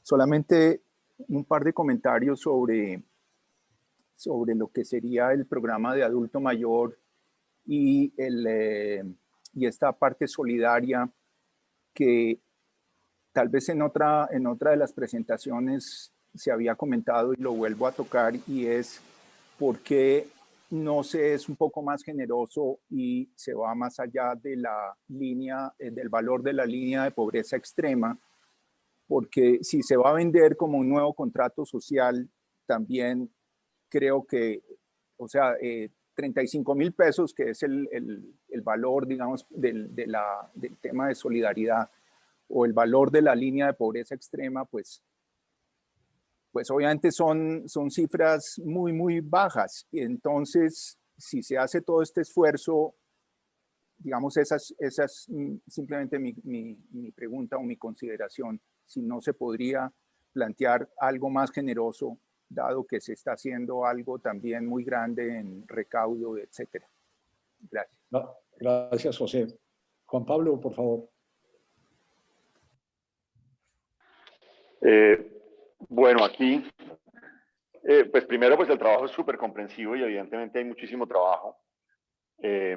Y pues es difícil entrar a comentarlo todo porque tiene muchísimas aristas. Yo arrancaría por decir que me sorprende un poco como el resultado final frente a algunas de las cosas que habíamos venido conversando en el proceso. Y quisiera como tratar de hacer algunos comentarios, pero quizás me voy a apartar de los comentarios de todos los anteriores y voy a ser quizás menos políticamente correcto. Y espero sea de buen recibo, digamos, los comentarios. Yo creo que hay cosas muy buenas en el trabajo, pues obviamente la cantidad de trabajo que hay, obviamente, y el esfuerzo que han hecho. Lo de Colombia Mayor es muy bueno, lo de la renta básica para los hogares, independientemente de en dónde se fije, los hogares pobres creo que es muy bueno, y la eliminación de los estratos también, y coincido con Luis Fernando en que independientemente de la parte de forma, hay que mandar un mensaje fuerte de que esos son tipo de cosas que hay que avanzar en la política social en el país. Me sorprende, digamos, algunos temas ausentes. Yo lo que entiendo, por ejemplo, en el tema de pobreza es que la gran tragedia en Colombia es el atraso rural y la brecha rural-urbana. Y no estoy seguro de que solamente con la renta básica para los hogares rurales se resuelva el problema. Entonces, pues echo mucho de menos como esa discusión en pobreza para el contrato social, precisamente en la cosa, digamos, como ambiciosa de que es un nuevo contrato social. Cerrar esa brecha rural-urbana es, yo creo, un imperativo, y es donde más, pues uno ve esos indicadores de pobreza son tremendos en las zonas rurales. También echo de menos el tema de cesantías y de desempleo. O sea, contrato social sin arreglar el tema de cesantías y seguro de desempleo, también me parece que queda cojo. Y pues no sé si es deliberado o no, me imagino que sí, no entrar en la discusión del salario mínimo. Pero pues gran parte de las restricciones que tenemos en informalidad, pensiones, etcétera, desempleo, cesantías, es el tema del salario mínimo. Entonces, también creo que es un gran ausente en la conversación. Ahora, pasando a la parte pues más quizás políticamente incorrecta, diría, pues, bueno, me uno al comentario de Luis Fernando, y creo que el tema de mover las contribuciones de cajas de compensación familiar y de salud a un esquema progresivo no es una buena idea. E inclusive, pues ustedes hicieron ahí el ejercicio para una persona de un salario mínimo y una de 2 salarios mínimos, pero la progresividad que le van a meter a una persona de 6, 8, 10 salarios mínimos es brutal, ¿no? Entonces, pues creería que eso pues, en la clase media no va a caer bien, y no creo que sea, o sea, creo que es una complejidad adicional que se le mete a la propuesta que empiezan a ganar enemigos, digamos, cuando uno hace una propuesta tan ambiciosa, cada cosa que está proponiendo que cambia el status quo es ganarse enemigos, y eso es una ganada de enemigos que no creo que sea muy productiva, digamos. En el tema de pensiones, pues básicamente la propuesta, ya lo habíamos hablado alguna vez con Eduardo, es básicamente eliminar el sistema obligatorio de pensiones, ¿no? Y es una propuesta, yo diría que una propuesta muy fuerte, en extremo neoliberal, doctor Eduardo. Es aquí que todo el mundo, o sea, que hay una renta básica de 100.000 pesos o de lo que sea, y de ahí ya que cada cual se valga por sí mismo. Y pues yo creo que esa es una propuesta como muy fuerte, no la comparto, digamos, personalmente no la comparto, pero además creo que puede ser un foco o sea, creo que tiene la bondad de eliminar los subsidios de tajo, los subsidios del régimen obligatorio. Y eso está bien, pero creo que a un costo demasiado grande, que es básicamente eliminar la protección a la vejez más allá de la renta básica, que creo que tampoco es la idea, y yo creo que todos los países del mundo tienen algún régimen pensional para que la gente tenga, sí, su renta básica garantizada, pero algún tipo de renta también asociada al ahorro que hicieron durante la vida, y no creo que sea suficiente simplemente un pilar voluntario con los incentivos tributarios que hay. Creo que eso, pues o sea, me parece que estamos yendo al otro extremo y lo vería pues bastante inconveniente. Y adicionalmente, como decía tal vez en la pregunta implícita de Alejandro Linares, y si además dejamos los regímenes públicos vivos, pues entonces el nivel de desigualdad que va a haber en los viejitos es brutal, porque tenemos toda la población con 135.000 pesos y los empleados públicos privilegiados con 6, 8, 10 y 15 millones de pesos. O sea, digamos que el contrato social sería un pésimo contrato social en términos de equidad con los viejitos. Entonces, pues ese me parece que es un tema complejo. En el tema de renta de personas, hay algunos comentarios también. Yo entiendo la aritmética, digamos que al 25% logramos, y bajando los umbrales logramos recaudar más plata de la que recaudamos hoy, pero en términos de progresividad del impuesto sí creo que se pierde mucho eliminando la tarifa siguiente, digamos, no sé si el 39 es el nivel, pero el 30 y pico. Yo no la eliminaría aunque recaude poco. Y en el juego del impuesto a los dividendos que están proponiendo, inclusive es posible que se pierda el recaudo del impuesto a los dividendos que hay hoy. O sea, hoy es el 10% de la renta de dividendos, independientemente de cuál sea su umbral de renta. Si ustedes permiten el descuento del impuesto de los dividendos, del impuesto pagado en la empresa a nivel individual, y la tarifa máxima es el 25%, posiblemente nadie pague. Entonces, digamos que ahí hay un tema como de progresividad del sistema tributario que de pronto no les está cuadrando con el discurso, digamos, ¿no? En la progresividad de las tarifas y el tema de dividendos. Y creo que para los independientes limitar al 25% la deducción de los gastos es una arbitrariedad tremenda. Yo entiendo la dificultad, pero cuando uno mira las actividades o sea, ingresos y gastos de un independiente, o sea, es perfectamente posible que los gastos sean el 90% del ingreso. O sea, si mi margen de operación es el 10%, pues los gastos van a ser el 90%. Y decir que el umbral es el 25% es complicado. Esos son como comentarios específicos. Ahora, en el balance, si uno mira lo que realmente está pegándole en esta reforma que ustedes proponen, hay dos elementos. Lo grande es la eliminación del régimen obligatorio de pensiones y el IVA social, y el IVA digamos, la extensión del IVA. En la parte de ingresos, lo que genera ingresos es el IVA, que ya todos lo sabemos que eso es lo único que genera ingresos. Pero por otro lado, el ahorro, digamos, para las empresas de las contribuciones se está dando porque se eliminó la protección a las personas asalariadas en el régimen pensional. Entonces, pues ese ahorro del 8, 10, del 6 o del 8% es a un costo muy grande. Y si uno se mete en la discusión política de qué es lo que está proponiendo Fedesarrollo, pues está proponiendo eliminar el régimen pensional y ponerle IVA a la canasta familiar. Y ahí quedamos, fundidos, creería yo, en la discusión pública. Y por último, pues en el contrato social, pues creo que ya lo mencionaron algunos, el tema crecimiento, pues creo que es importante, pero hay otro que quedó por fuera y es el tema de educación. Porque en el contrato social yo debería tener acceso a información, a educación de buena calidad y que me prepare para un mundo laboral donde me pueda desempeñar y ser exitoso. Y ahí pues el nivel de gasto puede que esté bien y ustedes no lo tocan, me imagino por eso, y la asignación de los subsidios en ese segmento también está bien. Sin embargo, la calidad de la educación y la adecuación de la educación para el mundo laboral pues deja mucho que desear. Qué pena a lo largo, doctor Armando.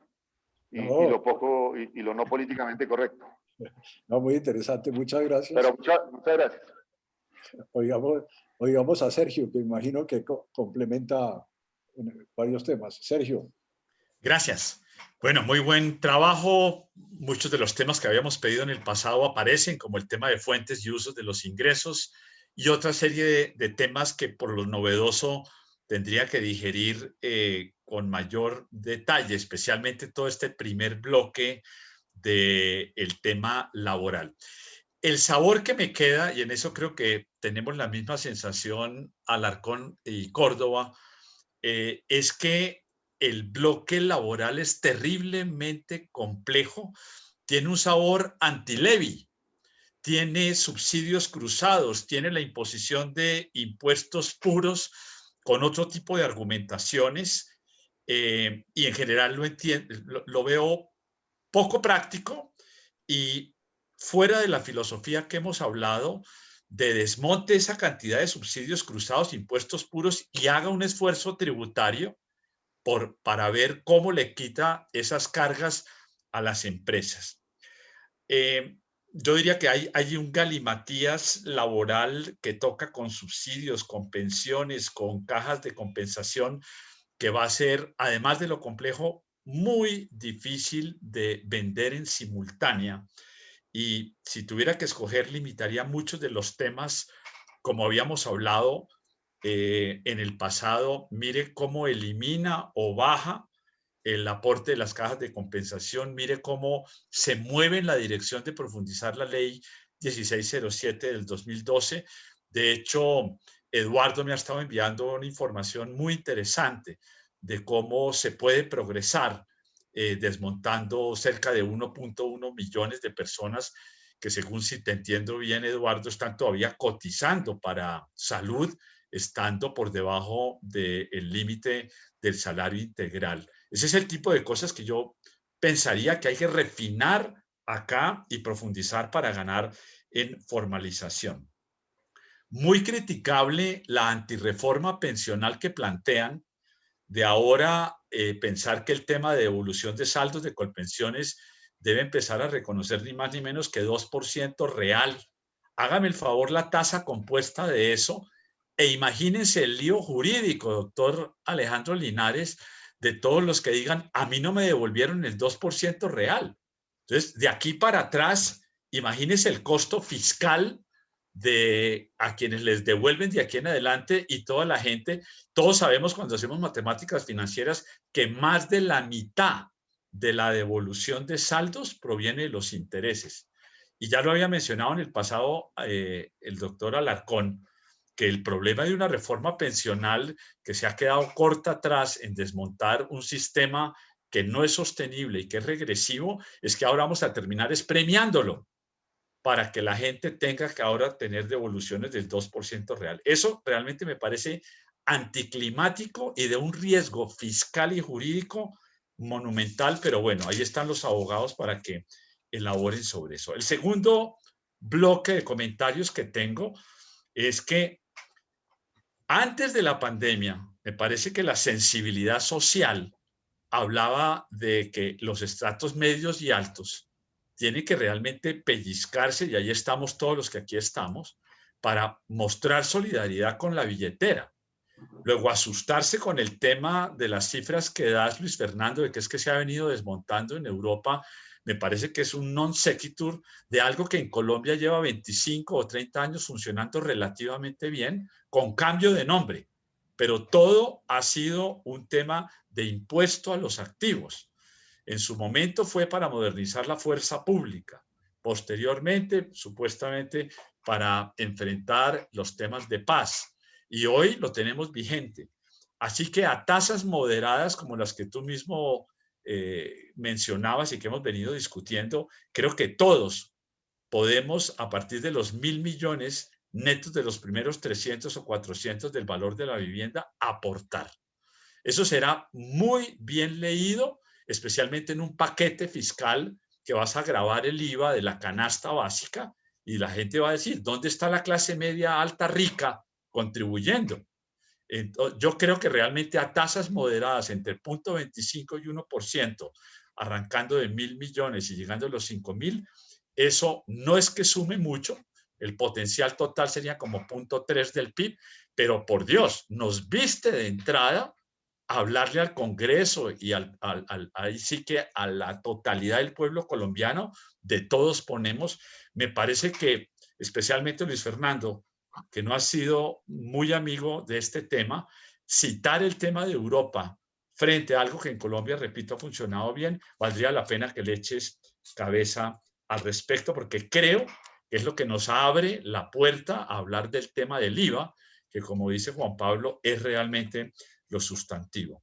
Yo antes que pensar en el impuesto a la marihuana, el mundo y Europa y Estados Unidos están hablando, por Dios, del Google Tax, que no lo mencionas y que va a tener un potencial, lo he mencionado y tengo algunas cuantificaciones en el documento que tú conoces, que está publicado en el CEDE. Así que esa sí me parece que es una omisión grande, especialmente pensando a futuro antes que el tema de la maracachapa.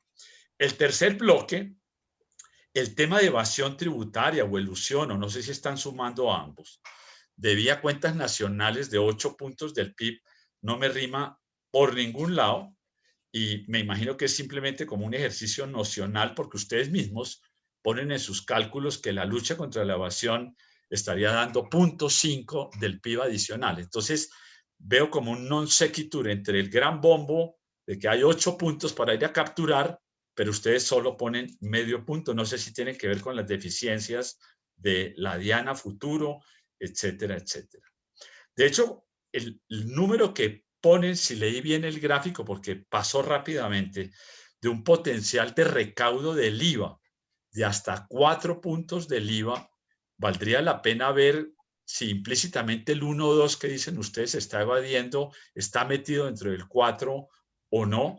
Como les he mencionado en el pasado, cuando uno hace ejercicios OCDE de frontera de posibilidades de Chile, la ganancia que a mí me da no supera 2% del IVA en el recaudo del IVA, llevándolo a la tasa del 19% para el 90% de los ítems que se transan en Colombia. Entonces, no me siguen cuadrando las cifras, pero concuerdo con ustedes en muchos de los elementos que apuntan direccionalmente, por ejemplo, a desmontar las zonas francas, no cruce con el ICA, profundizar el IVA en eso, en lo sustantivo, creo que estamos de acuerdo. Y cierro con el último punto.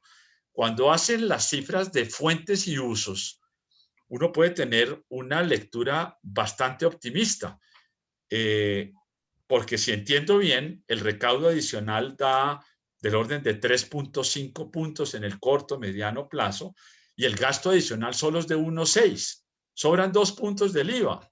Entonces alguien podría decir, no, pues gastemos todavía más. Y hay muchas de las cifras que ustedes mencionan allí que a mí me parece que en el gasto están subestimadas. Yo no sé si están hablando en Colombia Mayor una universalización de que toda persona que tenga más de 62 o 65 años recibirá un estipendio de tanto. Eso es totalmente innecesario. Hay mucha gente viejita de estrato alto a la cual no tenemos que darle absolutamente nada y me parece que además es contradictorio con la idea misma de ustedes de que un Sisbén remozado versión 4.0 permitiría focalizar de mejor manera para no estar dando subsidios a ancianos que son realmente ricos. Entonces, la fuente y usos me parece un ejercicio muy útil, pero me parece que al final del día les está dando una cosa que a mí no me rima, y es que nos sobran 2 puntos, no sé si para estabilizar la deuda, después de un programa relativamente ambicioso de gasto y de sustitución de pensiones. Entonces, en el agregado hay algo que me dice que las cifras están o muy optimistas en el sentido de muy poco gasto o muy optimistas en el excesivo recaudo, particularmente del IVA. Muchas gracias, muy buen trabajo. Gracias, Sergio. Luis Fernando, Eduardo, adelante. Gracias. Bueno, no voy a contestar todos los comentarios porque fueron bastante amplios y realmente nos ponen a pensar en algunas cosas. Muchas gracias a José, a Juan Pablo y a Sergio. Bueno, José tocó un tema y es un poco relacionado con lo que mencionaba ahora Juan Pablo y es el monto, digamos, de la entrega de ese primer pilar básico. Un poco aquí la restricción y complementar la pregunta que hace Sergio al final es que también tenemos una restricción fiscal que nosotros no la hacemos muy evidente, pero tal vez la última vez que les presentamos las cifras sí habíamos mostrado la senda de deuda pública y de déficit fiscal con base en estas propuestas. Y realmente un poco la línea, Sergio, también es que detrás hay una necesidad de un recaudo adicional, digamos. El gobierno habla de más o menos 2 puntos del PIB, que es más o menos lo que nos está dando en el 2022, 1,9. Entonces, esa es la razón. Realmente es un tema también un poco de una reforma con un propósito fiscal de aumentar el ingreso tributario. Y por eso al final decimos, y en la línea de lo que preguntaba Juan Pablo, no hay nada de educación. Bueno, la última línea, tienes toda la razón, no tocamos el tema, pero al final un poco en esta redefinición del contrato social, uno de los propósitos es aumentar el recaudo tributario para mejorar esa provisión de bienes públicos. Entonces, por eso digamos, creo que con eso te contesto la pregunta que hacía Sergio. Voy a primero hablar de algunos de los temas de Sergio y cierro con el Juan Pablo. Bueno, estoy de acuerdo. Varias personas han mencionado el impuesto al patrimonio, lo miraremos. Tienes toda la razón sobre el tema del riesgo jurídico y la indemnización sustitutiva. Lo pensamos también porque tienes razón que hay un tema ahí no trivial de costo fiscal potencial que podría ser bastante importante. Lo de Google Tax no lo mencionamos en el resumen ejecutivo, pero sí tenemos una sección sobre eso, siguiendo básicamente todo lo que hace la OCDE, que básicamente pone un impuesto del 0.3% de los ingresos brutos de las empresas, plataformas digitales que ganan más o menos más de 750 millones de euros al año. Y ahí entrarían lo que tú mencionas, Google, entraría Amazon, en fin, ahí. Y eso lo mencionamos, pero bueno, no lo pusimos en el resumen ejecutivo. Lo de Juan Pablo, yo creo que esos comentarios muy interesantes que nos ponen a pensar un poquito ya en la dimensión política. Parte de esto, tú decías, bueno, ustedes no tocan nada del salario mínimo. Realmente al empleado lo que le importa es el costo total del empleado, no si el salario mínimo es X, sino X más los costos salariales. Entonces, si bien no estamos tocando el salario mínimo, claramente hay una reducción del costo del empleado, de contratar a alguien alrededor de un salario mínimo, que es un poquito la propuesta. Ahora, lo que tú dices, de pronto sí, de pronto lo que estamos poniendo sobre la mesa es muy excesivo y podríamos hacer algo menos ambicioso, que implicaría entonces una reducción menor en el costo de contratación de mano de obra. Es que aquí es difícil un poquito balancear el tema, digamos, de estos dos objetivos, de eliminar subsidios regresivos, por un lado, disminuir costos de contratación para incentivar el empleo formal, por otro, y también darle un poquito de viabilidad política, porque una cosa que muchos no han comentado, pero que sí está en la propuesta, es que a las personas que están entre 1 y 2 salarios mínimos se les entregaría un 4% adicional de salario en sustitución de la contribución de cajas de compensación. Pero estoy de acuerdo que se puede revisar, Juan Pablo, la calibración para ver si se puede hacer algo un poquito más viable desde el punto de vista político. Tienes razón que no tocamos nada de temas de cesantías y desempleo. No nos dio el espacio, pero seguramente la misión de reforma laboral lo va a tocar. Y creo también, como tú, que es un tema que es sustancial tal vez especialmente para el tema de revisar un poquito nuestra tasa estructuralmente alta de desempleo, que es un tema que estoy de acuerdo contigo, no tocamos. Aquí nosotros estamos más en el margen de cómo aumentar la formalidad laboral. Yo creo que son los comentarios que tengo, pero muchas gracias por esos comentarios críticos que nos ayudan a refinar esta propuesta. No sé si Eduardo tienes más comentarios. Pues, o sea, sí, hay mucha sustancia en los comentarios de Juan Pablo y de Sergio, entonces sí, yo no pretendería ponerme a responderlos uno por uno, y de pronto después bilateralmente podemos precisar algunas de las sugerencias y comentarios que hicieron. Yo quiero solamente responderle a los dos de una manera un poco filosófica. Si en algún mercado, algún segmento del mercado laboral, las reformas que estamos proponiendo van a tener un efecto importantísimo, es en el rural. Pues porque nosotros lo que estamos diciendo es, mire, el trabajador de salario mínimo, que es en general el trabajador rural, ese trabajador no va a contribuir. Y entonces podemos formalizarlo, precisamente porque no necesita contribuir, quedaría con una contribución cero a salud, a cajas de pensiones, de las cuales no recibe nada o muy poquito, y a pensiones, de las cuales normalmente no recibe nada. Entonces, si hay algún mercado en el que esperamos que esta reforma tenga un efecto, es precisamente en el mercado rural. Y por eso a mí no me parece para nada anti-Levy. De hecho, una de las personas con las que más he hablado de esta reforma es con Santiago. Porque es que el problema que señala siempre Santiago Levy es el problema que ocurre sobre el trabajador de salario mínimo, de muy bajos salarios. Ahí es donde tenemos el problema. Y ahí es donde tenemos esas discontinuidades en los costos que son brutales. Eso es lo que tenemos que resolver. O sea, yo le mencioné a Luis Fernando y se lo mencionó a otro, y no sé quiénes de ustedes son conscientes de eso, de la medida que entró a funcionar hace unos días del piso de protección social, que es una cosa, pues, difícil de pensar, ¿no? El piso de protección social es que para un trabajador que no llega a recibir ingresos que lleguen al mínimo, se supone que las empresas que lo contraten, una o más que lo contraten, tienen que contribuir el 15%. Entonces, uno dice, pero entonces, ¿eso va a ser realidad? O sea, esto no es una invitación a la informalidad absolutamente impresionante. Usted está pretendiendo que una empresa que contrata a un trabajador por unas horas o por un día le pague el 15% de lo que le está pagando para que vaya a una cuenta de los BEPS, que al trabajador ni le interesa porque él ni sabe qué son los BEPS, ni qué beneficio va a tener con eso. Todo ese tipo de descontinuidades, y puedo dar muchos más ejemplos sobre el régimen de salud, sobre etcétera, todo ese tipo de continuidades desaparecerían. Y por eso los beneficiados más grandes son los trabajadores independientes, especialmente los que están cerca del salario mínimo, muchos de los cuales cotizan sobre la base del salario mínimo, los trabajadores independientes, los trabajadores que no llegan a ganar el mínimo, que son los que entrarían en esta cosa del régimen de protección social, y los trabajadores del sector rural. Entonces, y todo eso va a atacar el tema fundamental, pues, de la gente que se queda como informal porque está en ese rango, que es donde está súper estudiado, que es donde se dan los efectos. Los efectos no se dan sobre nosotros, en fin, bueno. Y eso responde mucho también el punto de Jesús del crecimiento. O sea, nosotros no hemos hecho cálculos, no, porque no tenemos los modelos. No sé si después con el modelo de desarrollo se puede hacer algo refinado sobre esto, pero ciertamente sería muy bonito trabajarlo precisamente con Jesús. Porque sabemos que la gran improductividad laboral está precisamente por trabajadores que no pueden ser formales, y eso no lo estamos incorporando en los cálculos, en los crecimientos, digamos, el potencial de aumento de la productividad que hay de esta reforma, pues es muy sustancial y no lo estamos considerando. Muchas gracias, Eduardo.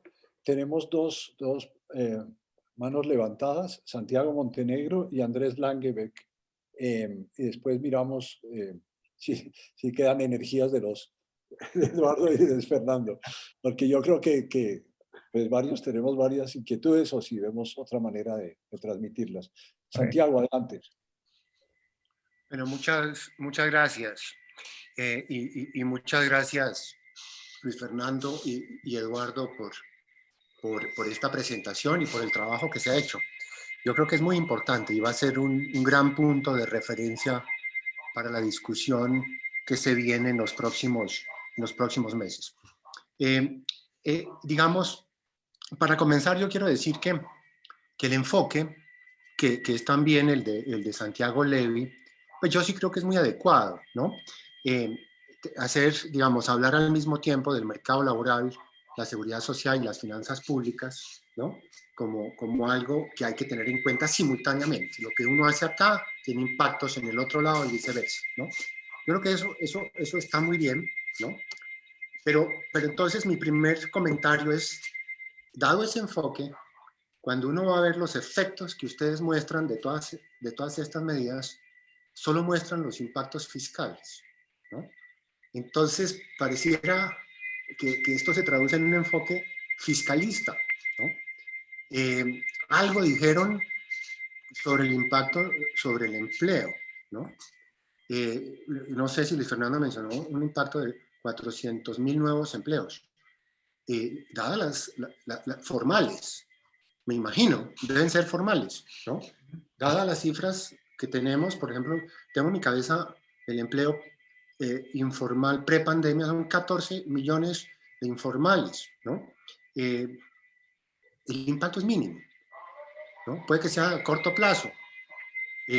No se habla tampoco del impacto sobre la cobertura en pensiones.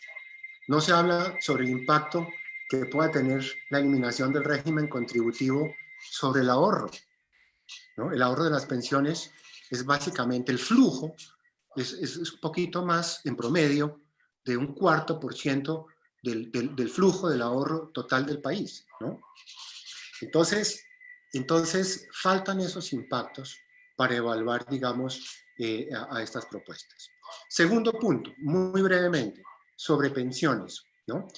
Yo creo que muy bien de ampliar el programa de Colombia Mayor y esta idea del pilar solidario.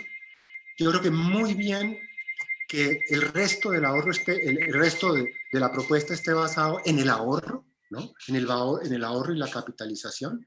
Esa es la tendencia que se está dando en el mundo. Yo creo que está muy bien que se haya planteado la eliminación del régimen de prima media. Los regímenes de reparto, dada la evolución de la relación de trabajo, trabajadores activos, adultos mayores, no son viables, ¿no? No son viables. Entonces, totalmente de acuerdo de que un régimen pensional tiene que estar basado en el ahorro, ¿no? Pero bueno, habiendo dicho esto, esto tiene un impacto sobre el ahorro al hacer que ya no haya contribuciones obligatorias, ¿no?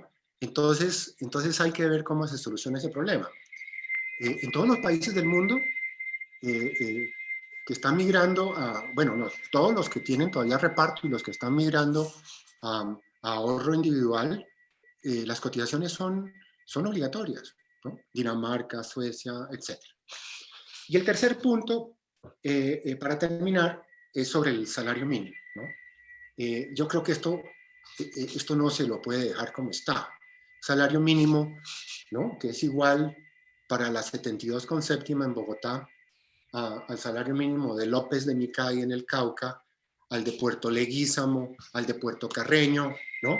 Al del Chocó. Eso no puede ser, ¿no? La productividad es muy diferente en la 72,7 que en el resto del país y en las zonas rurales. Esos serían, pues, mis comentarios por ahora.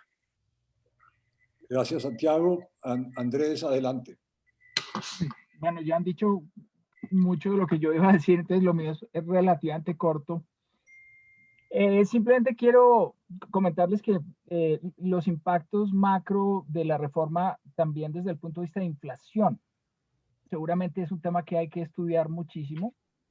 Yo no sé si ustedes saben, pero la contribución que tuvo en el mes de abril la eliminación del IVA a los planes de telefonía celular sobre la inflación fue descomunal. O sea que yo me imagino que subir el IVA, aunque sea en forma transitoria, pues va a tener un efecto sobre inflación, perdón, es transitoria no, escalonada, pues va a tener un efecto sustantivo sobre la inflación, y eso a su vez tiene un efecto sobre muchísimas de las variables de reajuste de precios en la economía, que creo que es importante, no se puede dejar pasar. Sobre el tema de las cajas de compensación, me parece que Luis Fernando Alarcón da en el punto adecuado. Creo que el First Best tendría que ver con mirar una forma alternativa de financiar la labor de las cajas. Pero si eso no se puede, por lo menos en la filosofía del todos ponemos en estas circunstancias, me parece que las cajas deberían bajarse, la cotización a las cajas debería bajarse, con también la restricción o la delimitación de actividades que realizan las cajas a menores actividades y sobre todo enfocadas en los no afiliados a las cajas, que son los más pobres.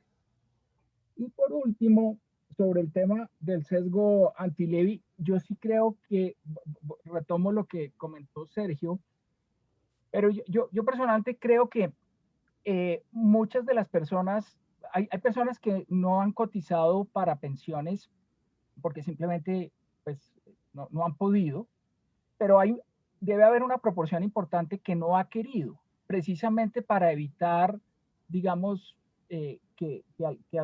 pues eso, esa es como parte de la informalidad.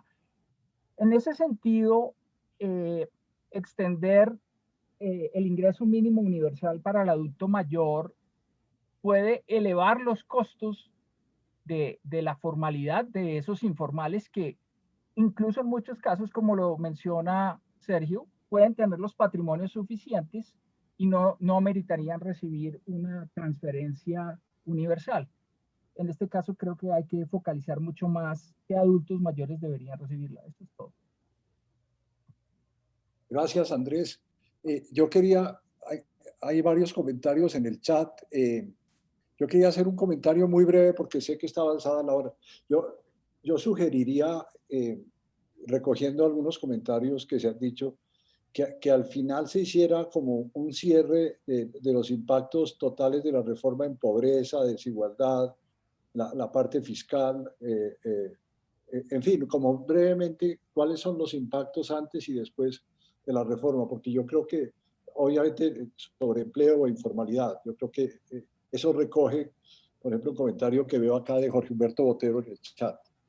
Y tendría otros comentarios, pero sobre la parte del mercado laboral, yo creo, Luis Fernando y Eduardo, que al poner este auxilio de solidaridad, por ejemplo, se limita el beneficio o la ambición de la reforma del mercado laboral para que sea semejante a la que hizo Mauricio Cárdenas el gobierno. Es decir, pues que sí ayudó, pero ves, digamos, 4 puntos de, no sé, no recuerdo cuántos puntos de informalidad, pero el problema es monumental.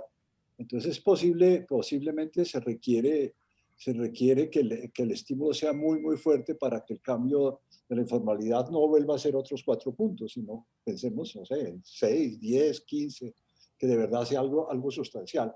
Pero paro ahí y les doy la palabra. Gracias.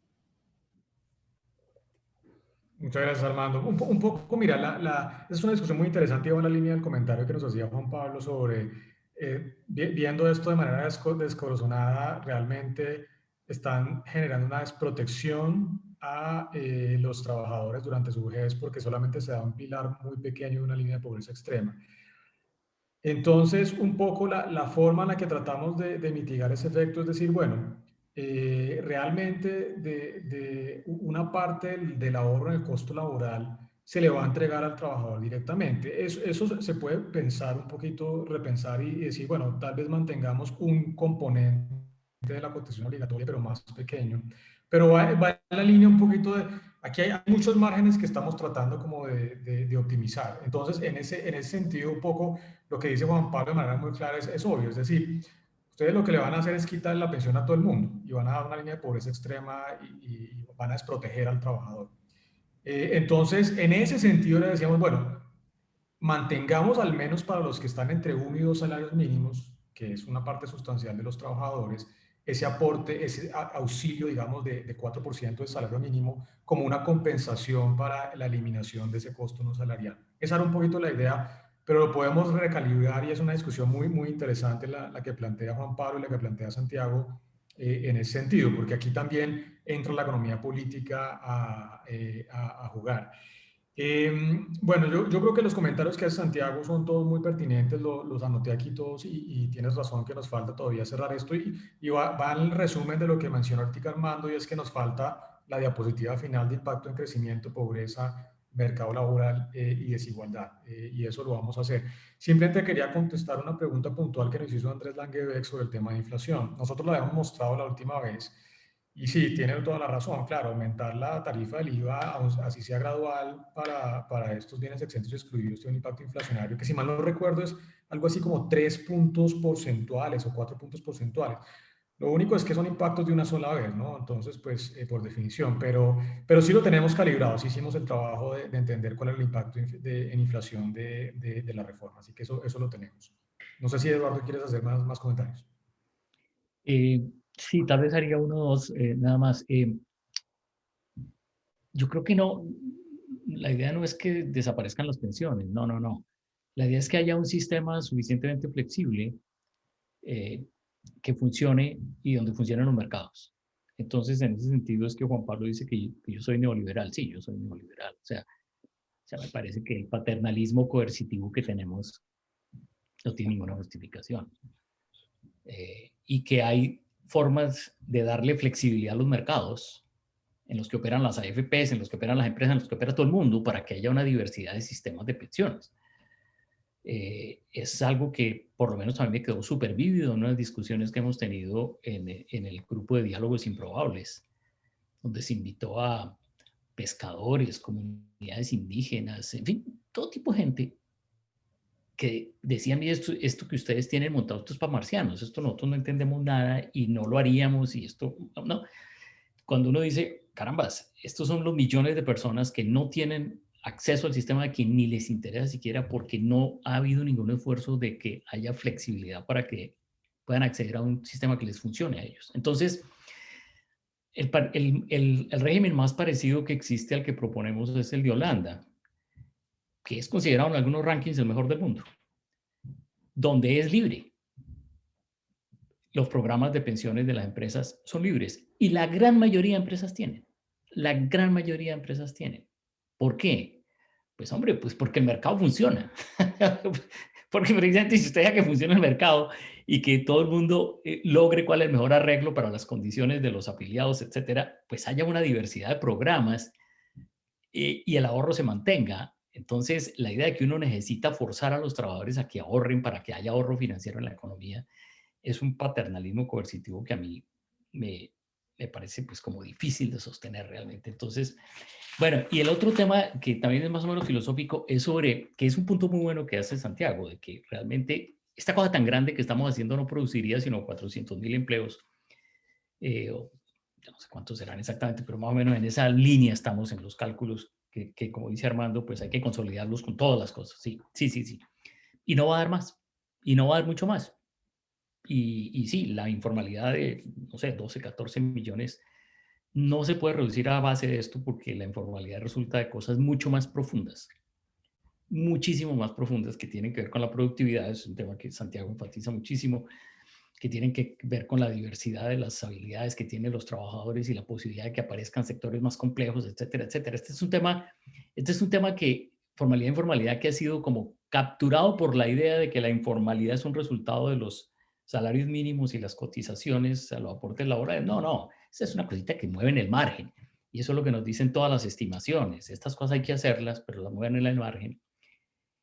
Pero una cosa, digamos, de este tamaño echa a andar un proceso de formalización, precisamente porque permite que muchos de los que están en ese margen empiecen a moverse hacia el sector formal. Bueno, en fin, esos son comentarios, como digo otra vez, poco filosóficos, pero tenemos una larga lista de tareas y las recogemos. O sea, yo creo que Luis Fernando y yo tomamos esto muy en serio y sobre todo las tareas de varios de ustedes que nos dicen, sí, esto hay que juntar piezas y dar un último resultado en algunas áreas, porque hasta ahora no le hemos dado sino en lo fiscal. Incluso Sergio Clavijo cree que todavía en lo fiscal estamos un poco pifiados. Bueno, vamos a revisarlo. Pero, o sea, esto es todo para decirles que agradecemos mucho los comentarios, que realmente nos ayudan mucho a volver a pensar muchas de estas cosas y que, bueno, pues esa es la idea de estos foros, que son una maravilla y que se lo agradecemos mucho a Armando y a Marta por organizarlos. Eduardo, Luis Fernando, J. Uribe me escribe por el chat, me dice que si se puede ser útil porque hay una cantidad de inquietudes todavía. En unas semanas darle otra vuelta, pues, veamos la manera de hacerlo si ustedes quisieran o ya están aburridos de nosotros. La cuestión es si ustedes tienen la paciencia, más bien. Nos aguantan por quinta vez. O lo pensamos y lo coordinamos porque puede ser útil, ¿no? Entiendo, Luis Fernando, que ustedes van a recoger comentarios en otros foros y otras personas y, no sé, en algún momento consoliden otra vez, pues yo creo que podría ser muy útil, ¿no? Pero hay que pensar que no hay mucho tiempo. Esto tiene que salir rápido, si no nos quedamos... Si es necesaria una sesión extraordinaria. De acuerdo. ¿Alguien quiere, Carlos Caballero, quiere opinar o alguien quiere opinar sobre el tema? Armando, Yo. a mí se me Rudy, no te oímos bien. No, yo lo que quería decir es que me parece buena la idea de J. Uribe. A ver, Damos otra ronda la semana entrante. A ver, primero Carlos, después Rudy, después J. Carlos, adelante. No, Armando, yo. Yo lo único que quería decir es que me parece buena la idea de J. Uribe. Punto. Ok, María Mercedes, por favor. Yo digo que ¿por qué no nos mandan todos esos, si tienen algún documento para poderlo mirar con cuidado? Claro. Ok. Rudy. Pero yo quiero decir que hay cosas que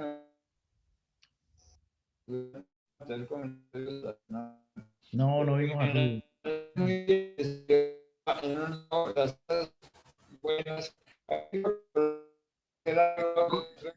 Ha cortado. Rudy, no se le está entendiendo nada. ¿Por qué no lo escribe? Porque no se está entendiendo nada de lo que está diciendo.